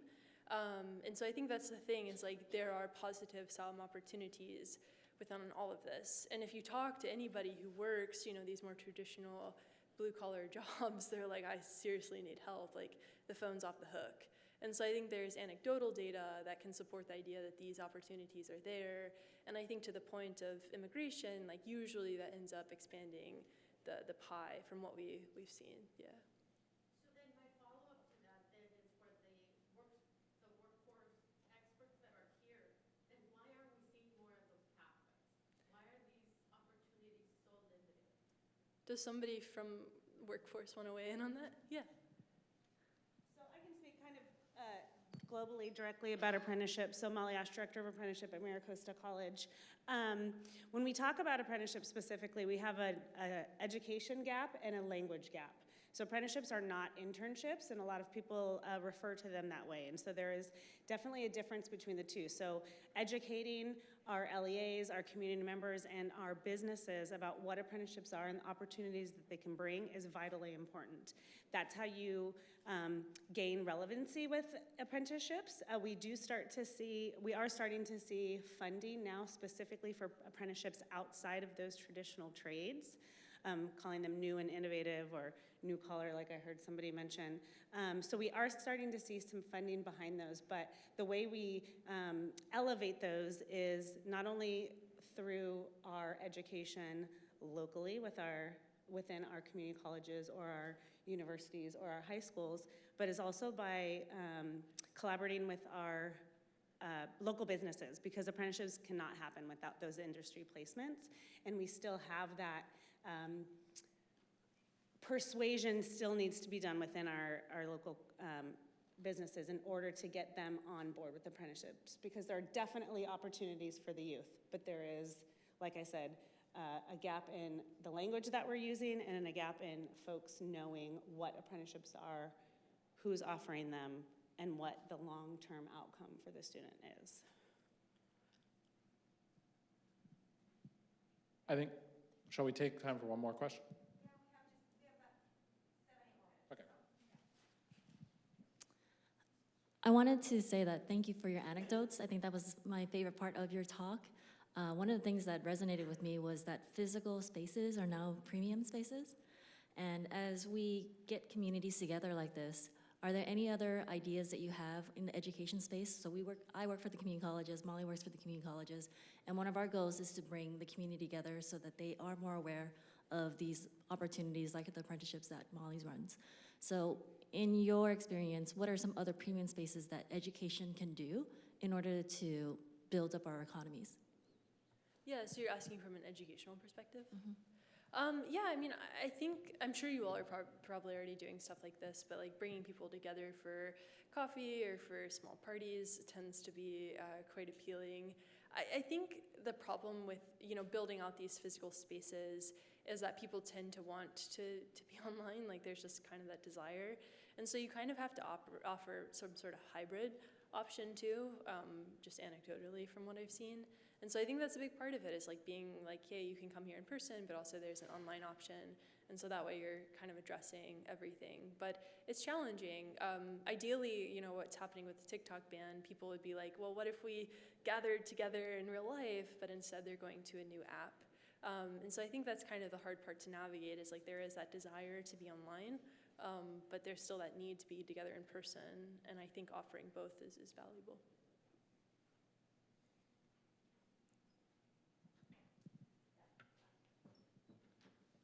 Thank you. I have two questions. One, there's an article in the New York Post discussing Gen Z's lack of comfort with speaking in person. I guess 74% of a recent survey say they prefer online communication. Okay. So that's one question. And the second question would be, what are you most optimistic about for this year?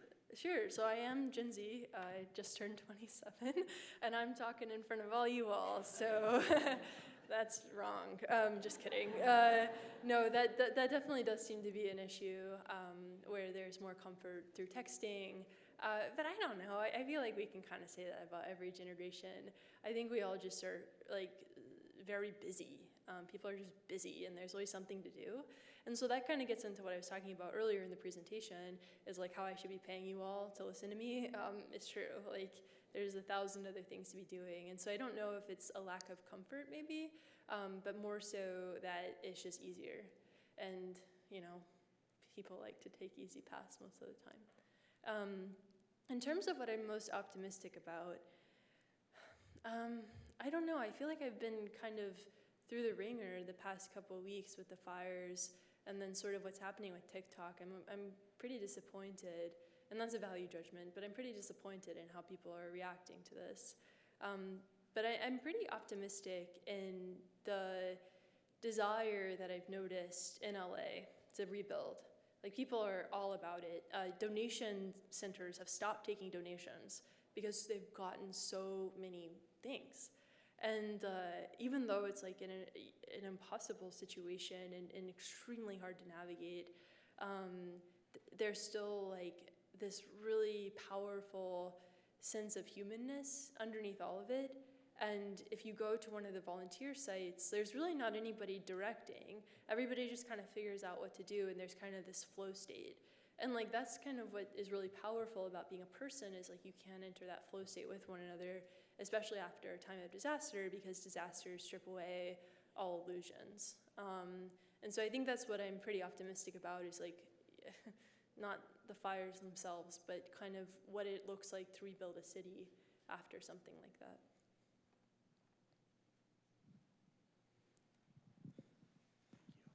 Thanks so much for being here. Appreciate it.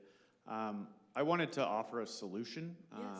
I appreciate the commentary around internships and apprenticeships.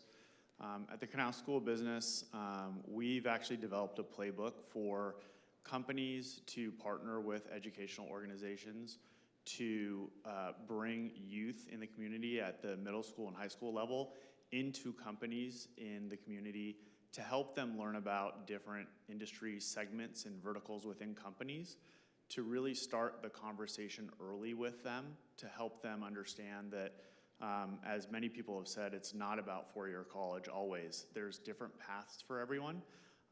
And while it's definitely a double-edged sword, my best hope for this conversation is that my inbox is flooded with people who say, tell me, send me the playbook. But I would love to share that information, because we've found that it is incredibly easy to get companies in the community talking with young people about how they can be successful, whether it's trade school, community college, four-year college.